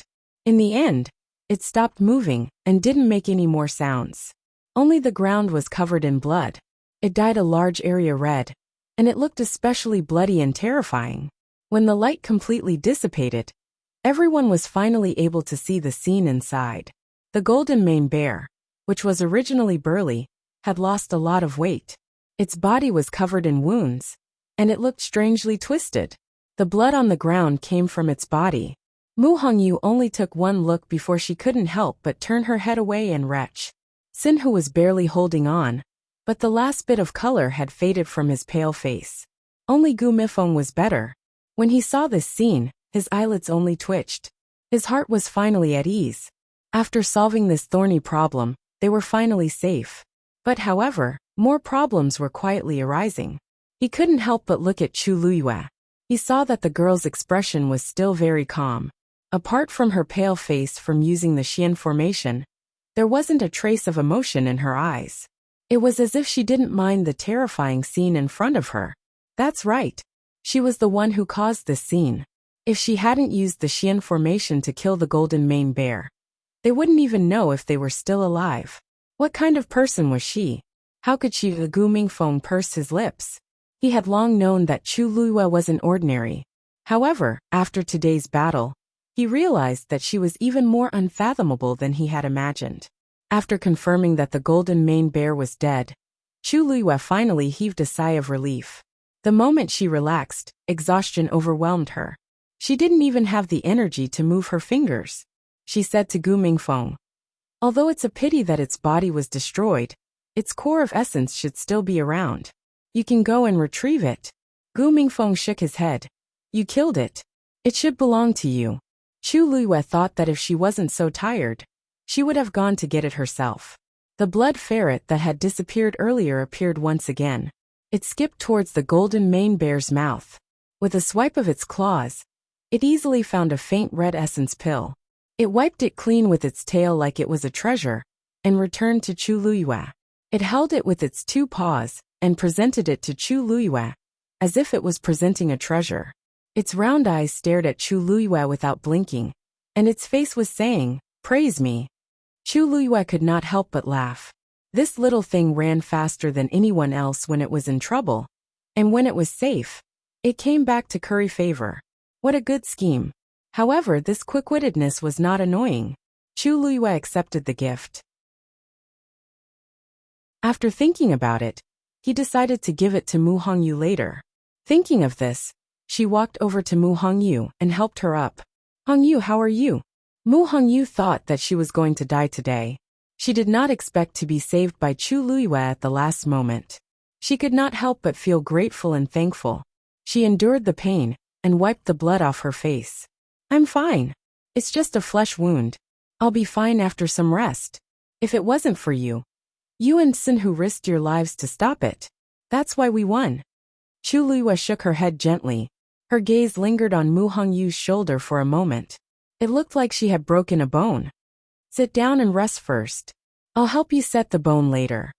Mu Hongyu realized that Gu Mifeng had seen through her and laughed bitterly. Your eyes are too sharp. Chu Luiyue did not mention that she had already checked her pulse when she helped her up. Actually, this was not the most important thing. The most serious injury on Mu Hongyu's body was actually her internal injury. After Chu Luiyue settled her down, she went to check on Sinhu's condition. Sinhu was in a worse state than Mu Hongyu. He was already injured, and he had risked his life to fight. It was simply one disaster after another. His left forearm was fractured, and 2 of his ribs were broken. His condition was not optimistic. Fortunately, Sinhu was rough to begin with. Although he was in pain, he could endure it. Chu Luiyue set his bone first. He was in so much pain that his forehead was covered in sweat, but he did not make a sound. When Chu Luiyue finished bandaging him, he even grinned from ear to ear. Luyu, you're really good. Even a 4th-grade fiend is no match for you. Your Xian formation is definitely not a 2nd-grade one, right? You previously said that you were a 2nd-grade mystic cultivator. If I didn't see it with my own eyes, I would have been fooled by you. Chu Luiyue smiled. I'm indeed a 2nd-grade mystic cultivator. Without Gu Mingfeng's help, I wouldn't have been able to use it. Sinhu felt that something was amiss, but he could not put his finger on it. He could only say, in any case, you're very impressive. I think you're much more impressive than those haughty mystic cultivators in the academy. In the past, the entire Imperial city called her a good-for-nothing. Little did they know that she was the true top-notch genius. Upon hearing this, Chu Luiyue paused and looked behind him. He had actually forgotten that there was someone else here. Gu Mingzhu. Sensing Chu Luiyue looking at her, Gu Mingzhu shuddered and felt a trace of fear in her heart. The scene just now was truly too frightening. Her stomach churned for a long time, before she finally calmed down. However, the raging waves in her heart could not be calmed down for a long time. Chu Luiyue could actually use a 4th-grade mystic formation. Didn't they say that she had just started cultivating not long ago? Didn't they say that she was only a 2nd-grade mystic cultivator?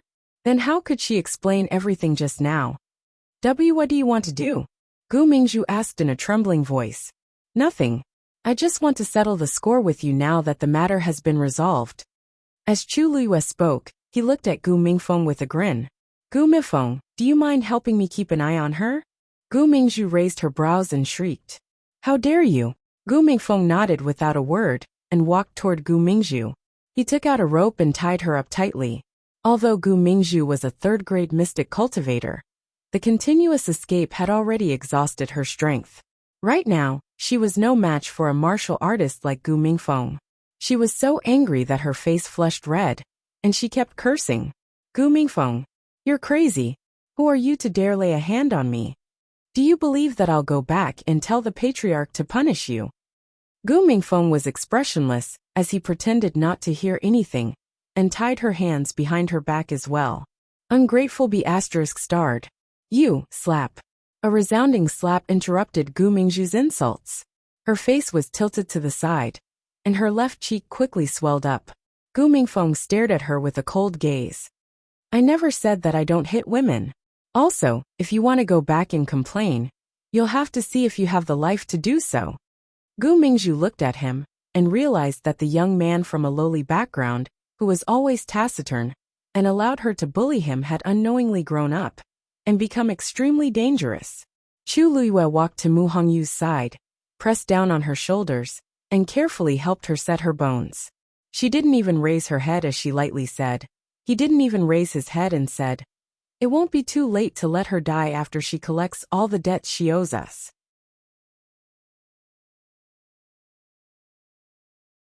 Chapter 137. Chu Luiyue's words made Gu Mingzhu feel uneasy. She put on a fierce front. Chu Luiyue, what are you trying to do?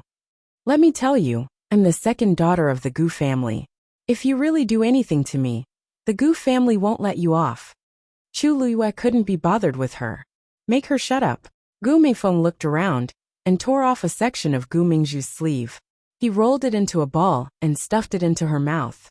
Half of Gu Mingzhu's arm was exposed. She instantly felt humiliated and angry. She whimpered a few times but couldn't say anything. Gu Mingfeng suddenly glanced at her. Gu Mingzhu immediately remembered the slap he gave her, and instinctively stopped. She didn't dare to make a fuss anymore.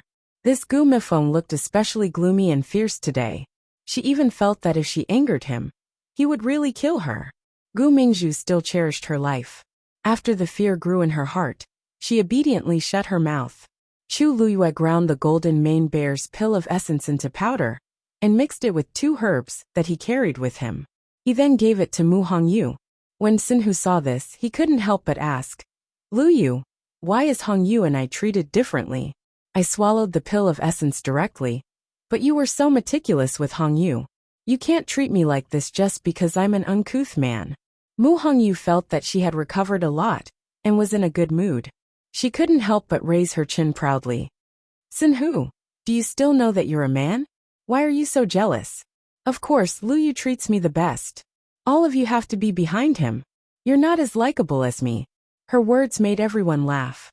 Chu Luyue said, "The livid horse is a 3rd-grade fiend. It's fine to consume the pill of essence directly. However, the golden mane bear is different.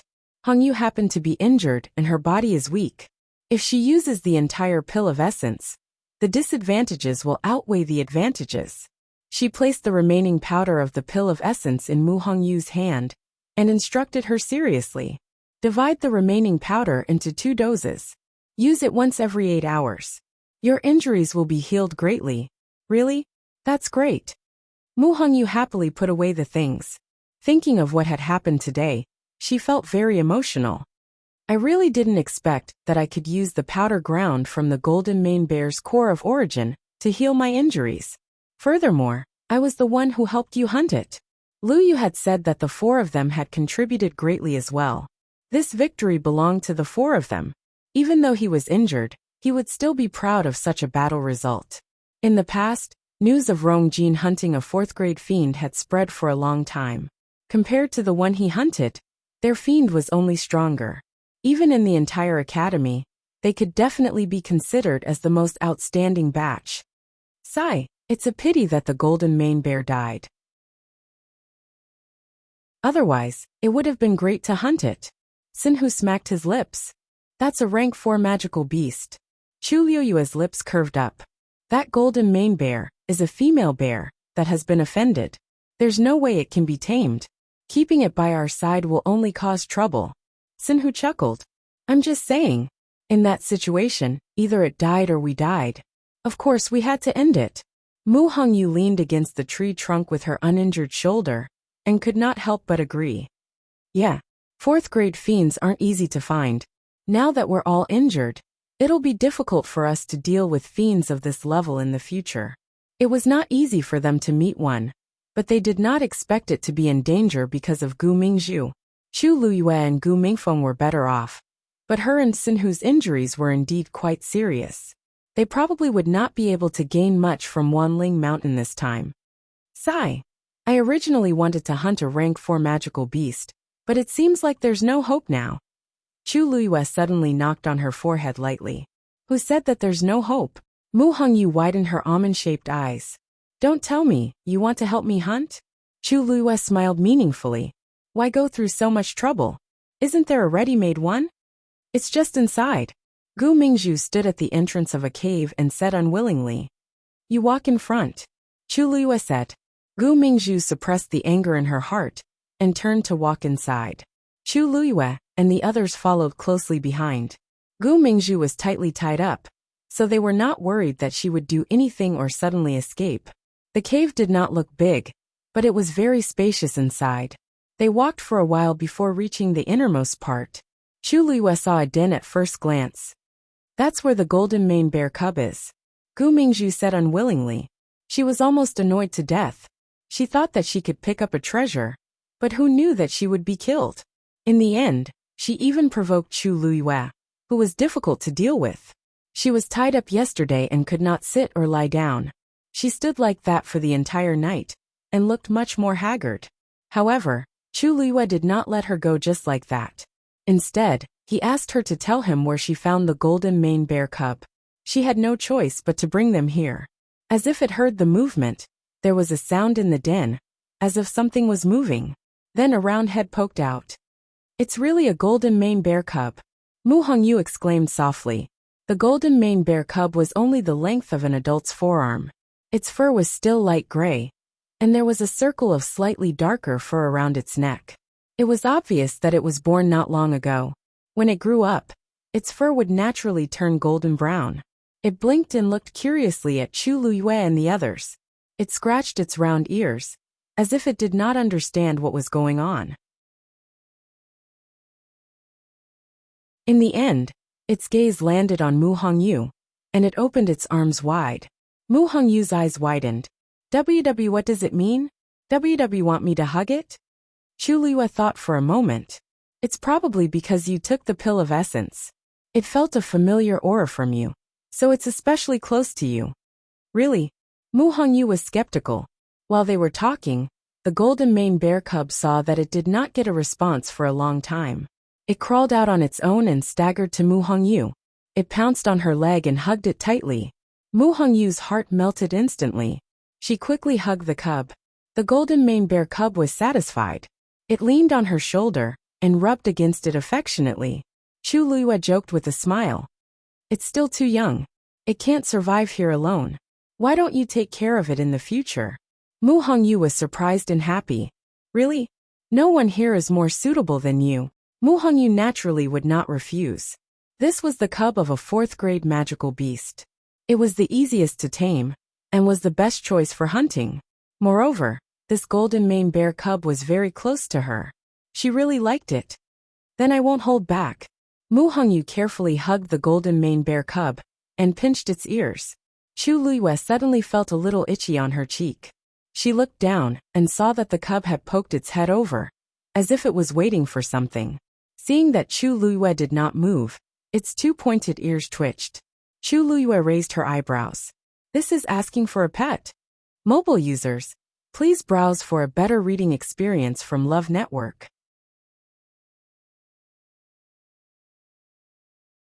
Chapter 138. Chu Luyue stretched out her hand and tapped its head. Don't always compare yourself to others. The little thing shuddered and looked up with a pained expression, as if it didn't expect Chu Luyue to say something so heartless. It only wanted to be touched. Wasn't this request too outrageous? It grabbed Chu Luyue's finger and pressed it to its ear. Touch me, Chu Luyue. It was so small, but it had such a big temper. She had no choice but to pinch the soft, fluffy ears. It felt good. Only then was the little thing satisfied. It angrily turned around, swept its tail, and buried its face in it. Chu Luyue couldn't help but laugh. Can you let me go now? Gu Mingzhu suddenly said in a cold tone. She was obviously full of resentment for what she had experienced in the past day and night. Chu Luyue blinked. What are you dreaming about? You caused us to walk between life and death. Do you think we'll let it go just like that? But you already got the golden mane bear cub. We deserve it.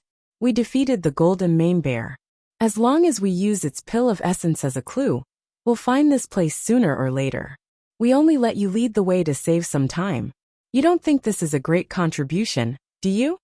Chu Luyue spoke softly and slowly.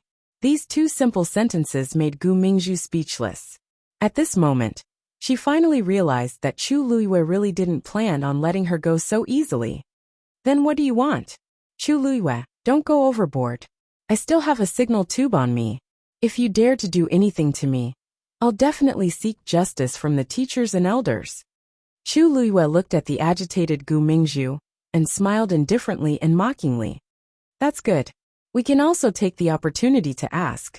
You caused 2 of our fellow disciples to die tragically, 2 of them to go missing, and you even dragged us into danger. How should we punish you for doing these things? Gu Mingzhu bit her lip hard. Rumble. A muffled voice that sounded like a sudden clap of thunder was heard. Chu Luyue frowned and quickly walked out of the cave.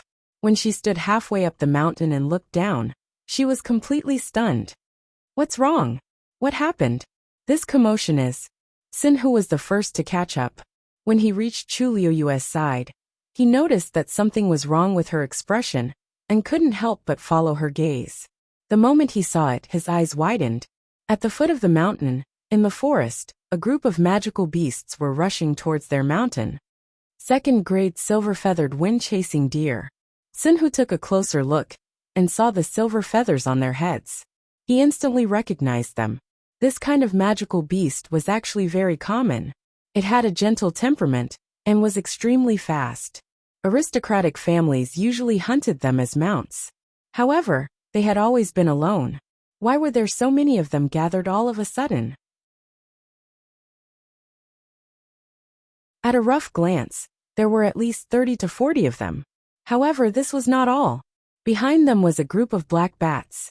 They flew over with a whoosh. Sinhu's face twitched. Third-grade purple thunder bats. Aren't these poisonous creatures only active at night? Why are they out in broad daylight now? Moreover, there are more of them than the silver-feathered wind-chasing deer.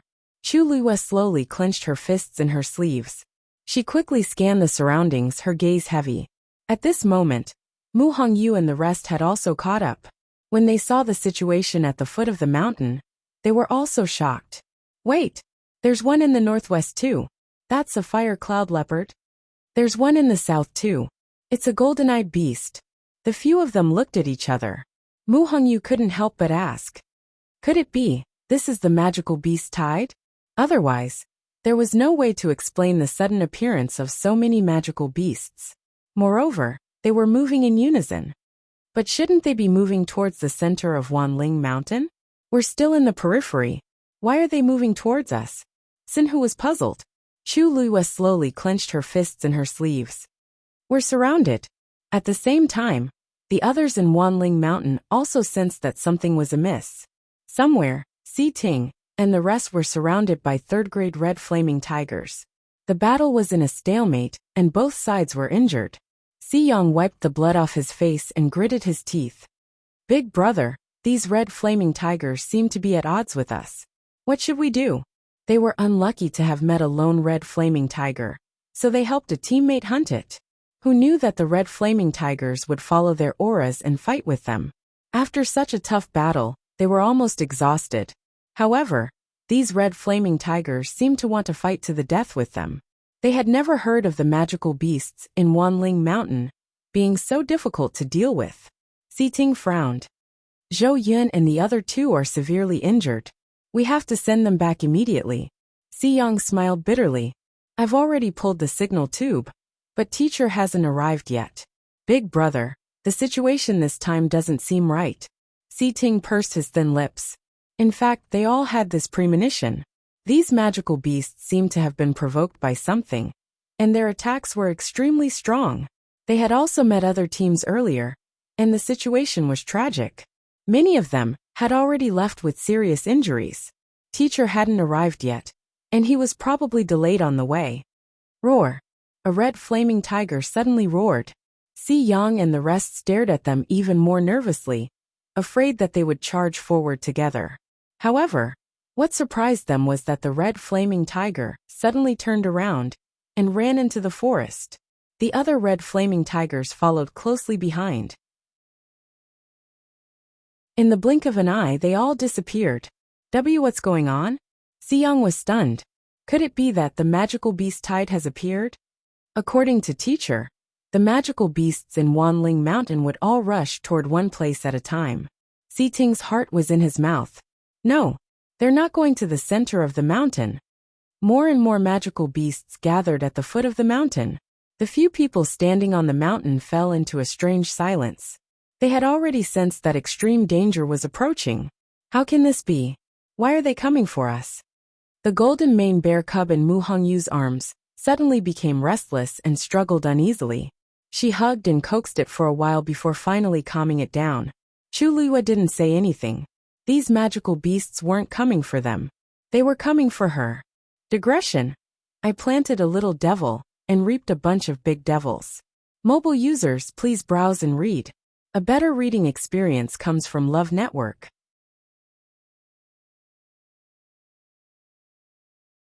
Chapter 139. Chu Luiwa could not understand why. She had never been to Wanling Mountain and had never hunted any fiends to provoke them.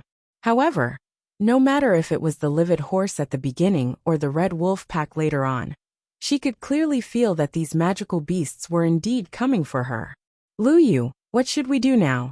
Even someone as bold as Mu Hongyu felt uneasy when she saw this. Chu Liyue pondered for a moment. Teacher Dongfeng once said that the fiends in Wanling Mountain rarely leave the forest. If we go out, we might be able to shake them off. Mu Hongyu nodded in realization. Yes, yes. Let's leave this place quickly.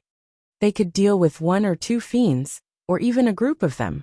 However, the number of fiends heading here was uncountable. If they were to face them head-on, they would definitely die. Even if the elders and teachers came, they might not be their match. Gu Mingfeng suddenly spoke up, his expression tense. It might be a little difficult to leave now. They looked down the mountain again, and saw that the golden-eyed demon beasts had stopped at the foot of the mountain. They were lined up neatly like an army, and looked up. Countless pairs of cold and cruel eyes were like sharp blades that scraped across their bodies. That was pure murderous intent. They have blocked the way over there. Sinhu said softly. Gu Mingfeng shook his head. No, all of our paths have been sealed. Almost at the same time that the golden-eyed demon beast rushed over, other magical beasts also arrived from other directions, blocking their way down the mountain. At a glance, it was a vast expanse of darkness. The air was filled with a strong murderous intent. Everyone fell into silence. Anyone could tell that they were in a desperate situation. With such a great disparity in strength, the outcome was obvious. Mu Hongyu's face was pale. Are we really going to die here today? She looked at Chu Liyue almost instinctively, and saw that she was also frowning. Mu Hongyu suddenly mocked herself in her heart. She was really confused. In this situation, even if Chu Liyue had 3 heads and 6 arms, he would still be helpless. None of them spoke. The atmosphere seemed to have been frozen cold and heavy. Go back. Chu Liyue suddenly said. Everyone was taken aback. Back to where? We're surrounded now. There's no way we can break through and leave. Back to the cave. Chu Liyue said as he turned around and walked towards the cave. The first to react was actually Gu Mingzhu. She took a step back and screamed, I'm not going back. Chu Liyue frowned and turned to look at her. Gu Mingzhu was probably shocked by the scene at the foot of the mountain. She was already a little hysterical. Chu Liyue, don't drag me down if you want to die. The entire mountain had been surrounded. Going back to the cave was a dead end. I won't go back with you. Chu Liyue looked at her as if she was crazy. At this moment, she was not in the mood to care about her. Moreover, she did not intend to bring Gu Mingzhu along as a burden. Up to you. With that said, he looked at Mu Hongyu and the others and raised his chin. Hurry up. Time waits for no one. Hearing Chu Liyue's words, Mu Hongyu and the others immediately followed. Even though he didn't know what Chu Liyue was up to, her expression and tone always had the power to make people feel at ease. Moreover, after going through so many things, they had long regarded Chu Liyue as their backbone. At this moment, whatever she said to do, they would naturally do as she said. Their figures quickly disappeared from the cave. Only Gu Mingzhu was left halfway up the mountain. She only came back to her senses when they were completely out of sight. She was in disbelief. Chu Liyue and the others actually let her go so easily? Roar! The roar of the fiends in the forest woke Gu Mingzhu up abruptly. She glanced down and sensed a strong murderous intent. Her legs turned to jelly, and she almost knelt on the ground. No. She couldn't die here. She had to leave this place alive. Fortunately, she still had a trump card. They walked into the cave again. Sinhu followed behind Chu Liyue, and could not help but look back. He was somewhat indignant. Lu Yu, we haven't settled the score with her yet. Are you going to let her go just like that? That's letting her off too easily. Chu Liyue said indifferently. Since she wants to die, why should we stop her? Sinhu's eyes lit up. You mean? There are so many people outside. It's almost impossible for her to escape. She'll just be courting death. She could clearly see through Gu Mingzhu's thoughts. Instead of wasting energy to deal with her, it was better to let her jump into a fire pit. Forget it, let's not care about her. Lu Yu, let's think about what we should do first, shall we? It's not a good idea to keep hiding in this cave. Mu Hongyu hugged the golden mane bear cub, still looking worried. Who says we're going to sit here and wait for death? Chu Liyue asked softly. The three of them looked at each other. Golden mane bears are very powerful, but they hibernate every winter. Usually, to avoid being disturbed by other magical beasts, they won't hibernate in their usual dens. Instead, they'll choose a more secretive place. That place is usually connected to their dens, so it's convenient for them to move around. Chu Luyue explained patiently as they walked in. However, these words immediately made Mu Hongyu and the other two react. You're saying that we can go from here to where the golden mane bear hibernates and escape without a trace? As they spoke, they had already reached the den where the golden mane bear cub was. Sinhu rushed over excitedly, but after looking around, he did not find anything out of the ordinary. He could not help but feel disappointed. There's nothing here. Luyu, don't tell me there's no way to get to where the golden mane bear hibernates? After all, this entire mountain belongs to it. Wouldn't it be the same if it went outside? If it's so easy to find, this golden mane bear wouldn't have survived until now. As Chu Luyue spoke, he motioned for Mu Hongyu to put the golden mane bear cub down. The golden mane bear cub suddenly left the warm embrace and was confused for a moment. It could not help but blink and wanted to crawl towards Mu Hongyu again. Chu Luyue made Mu Hongyu move away while he went forward and tapped its head lightly. Its round body immediately flipped over. The golden mane bear cub did not admit defeat and continued to move forward. Chu Luyue stopped it again. After a few times, it finally stopped and glared at Chu Luyue pitifully before turning to leave. It wobbled to a certain place and finally laid down against the mountain wall. Chu Luyue's eyes lit up. He quickly walked forward and squatted down to take a closer look. Indeed, the color of the mountain wall was different from the other places. It's here. She pressed one hand on the wall and pushed with force. Creak. A hole suddenly appeared on the mountain wall. Mobile users, please browse for a better reading experience from Love Network.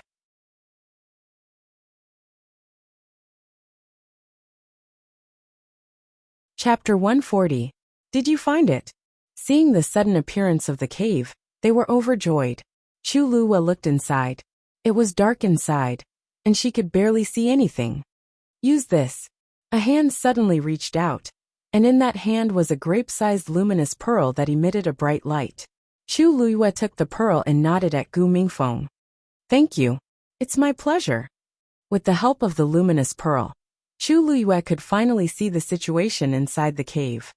The path in the cave leads downwards. There are stairs. Everyone be careful. With that, she took the lead and walked down.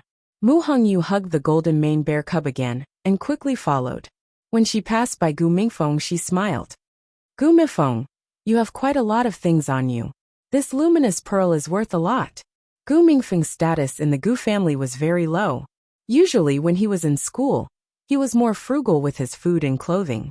Thus, Mu Hongyu and Sinhu were very shocked when he suddenly took out the luminous pearl. Gu Mingfeng lowered his eyes and didn't say anything. He followed. Mu Hongyu was stunned and looked at Sinhu. Did she say something wrong? But she didn't say anything. Chu Luyue's heart skipped a beat. Gu Mingfeng obviously didn't want to talk about this. But she didn't ask in detail, and just continued walking. This was a long and narrow tunnel. As they walked, although they could only see the situation around them, they could still feel that this path was very winding. Chu Luyue silently calculated in her heart. She guessed that they should have walked down some distance, but she didn't know if they had reached the foot of the mountain. And the direction was not clear. But she couldn't care about that now. It would be best if they could use this path to avoid the attacks of the magical beasts. Oh my god, this golden mane bear is too powerful. Just this path in the mountain must have taken a lot of effort, right? Sinhu sighed as they walked. To ordinary people, this is naturally a huge project. But the golden mane bear's body is very strong. This is not difficult for it. Sinhu was speechless.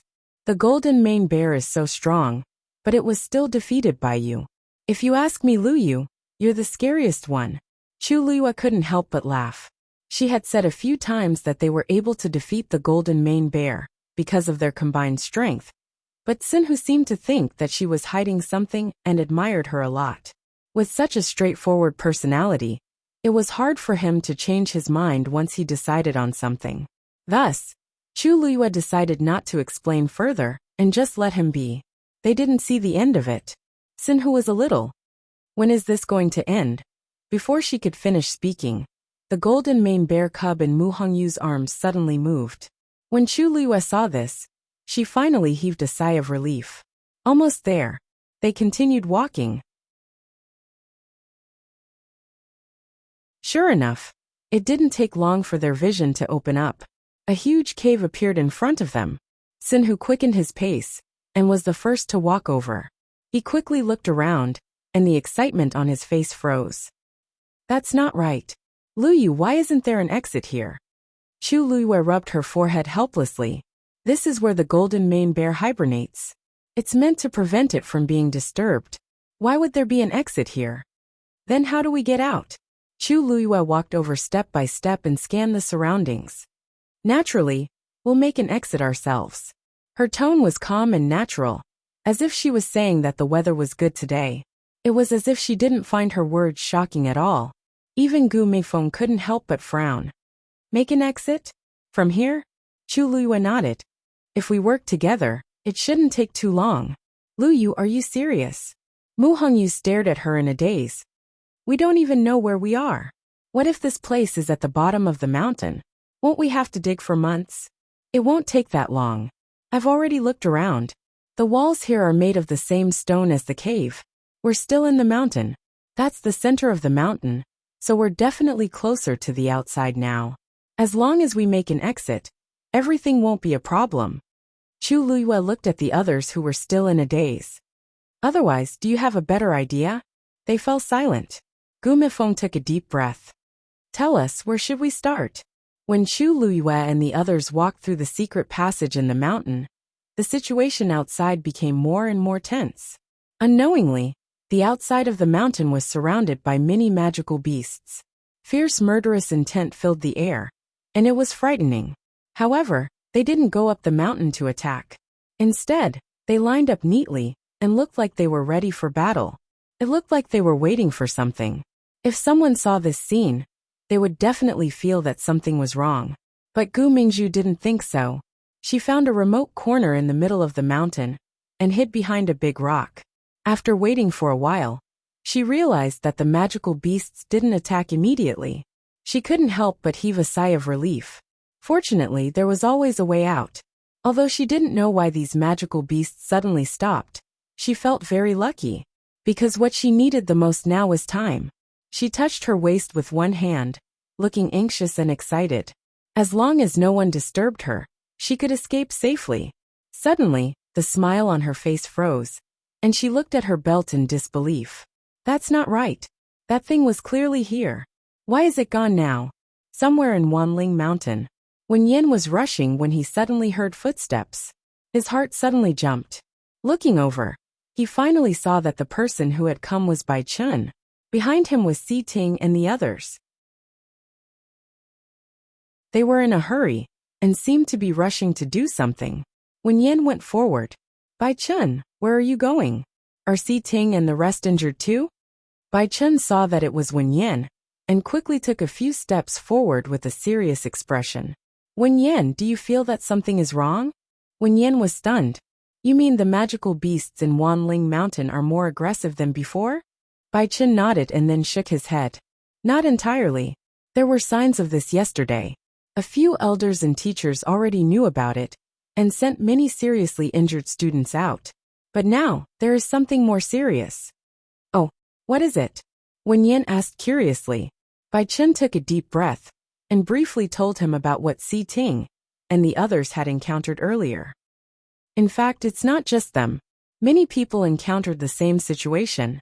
If I'm not wrong, the magical beasts in Wanling Mountain seemed to have received some kind of command at that moment. Or rather, an order. That's why they were so consistent. The most important thing is that in the past, all the magical beasts went into the mountain range. But this time, Wen Yan's heart jumped. I'm afraid the one who can control these magical beasts is... Boom! An earth-shattering explosion suddenly sounded. The few of them looked up and saw a mountain peak in the distance suddenly collapse. A huge magical beast spread its wings and soared into the sky. Boundless pressure covered the sky and covered the earth. That's a high-level magical beast. Mobile users, please browse and read.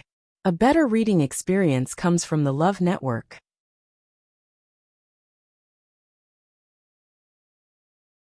Chapter 141. It was a large blood-red python. The scales on its body shone with a cold, iron-blooded glow under the sunlight. The black bone wings on its back almost covered the entire sky. His powerful and terrifying aura made it hard for people to breathe. Seeing this scene, everyone was stunned. Bai Chen widened his eyes, almost thinking that he had seen wrongly. That's a 7th-grade black flying python? Si Ting and the rest were shocked. A 7th-grade advanced fiend. That powerful existence that only existed in legends. Quick! Retreat! When Yan's lips turned pale, he immediately reacted and shouted, "Inform everyone in the academy to retreat from Wanling Mountain." Roar! The moment the black flying python appeared, all the fiends in Wanling Mountain roared in unison. The sound was earth-shattering. That was their way of expressing their submission. The black flying python flapped its wings, and its body flashed. It quickly headed toward the mountain where Chu Luyue and the rest were. All the fiends welcomed it respectfully. The fiends had a strict hierarchy. As a 7th-grade black flying python, it naturally had the highest status here. In fact, this was indeed its territory. It was very fast. In just a few breaths, it was already in front of the mountain. Its cold and green eyes were filled with indifferent murderous intent. Then, it let out a strange sound from its throat. The fiends gathered at the foot of the mountain responded in unison. Then they rushed toward the mountain. Why did it disappear?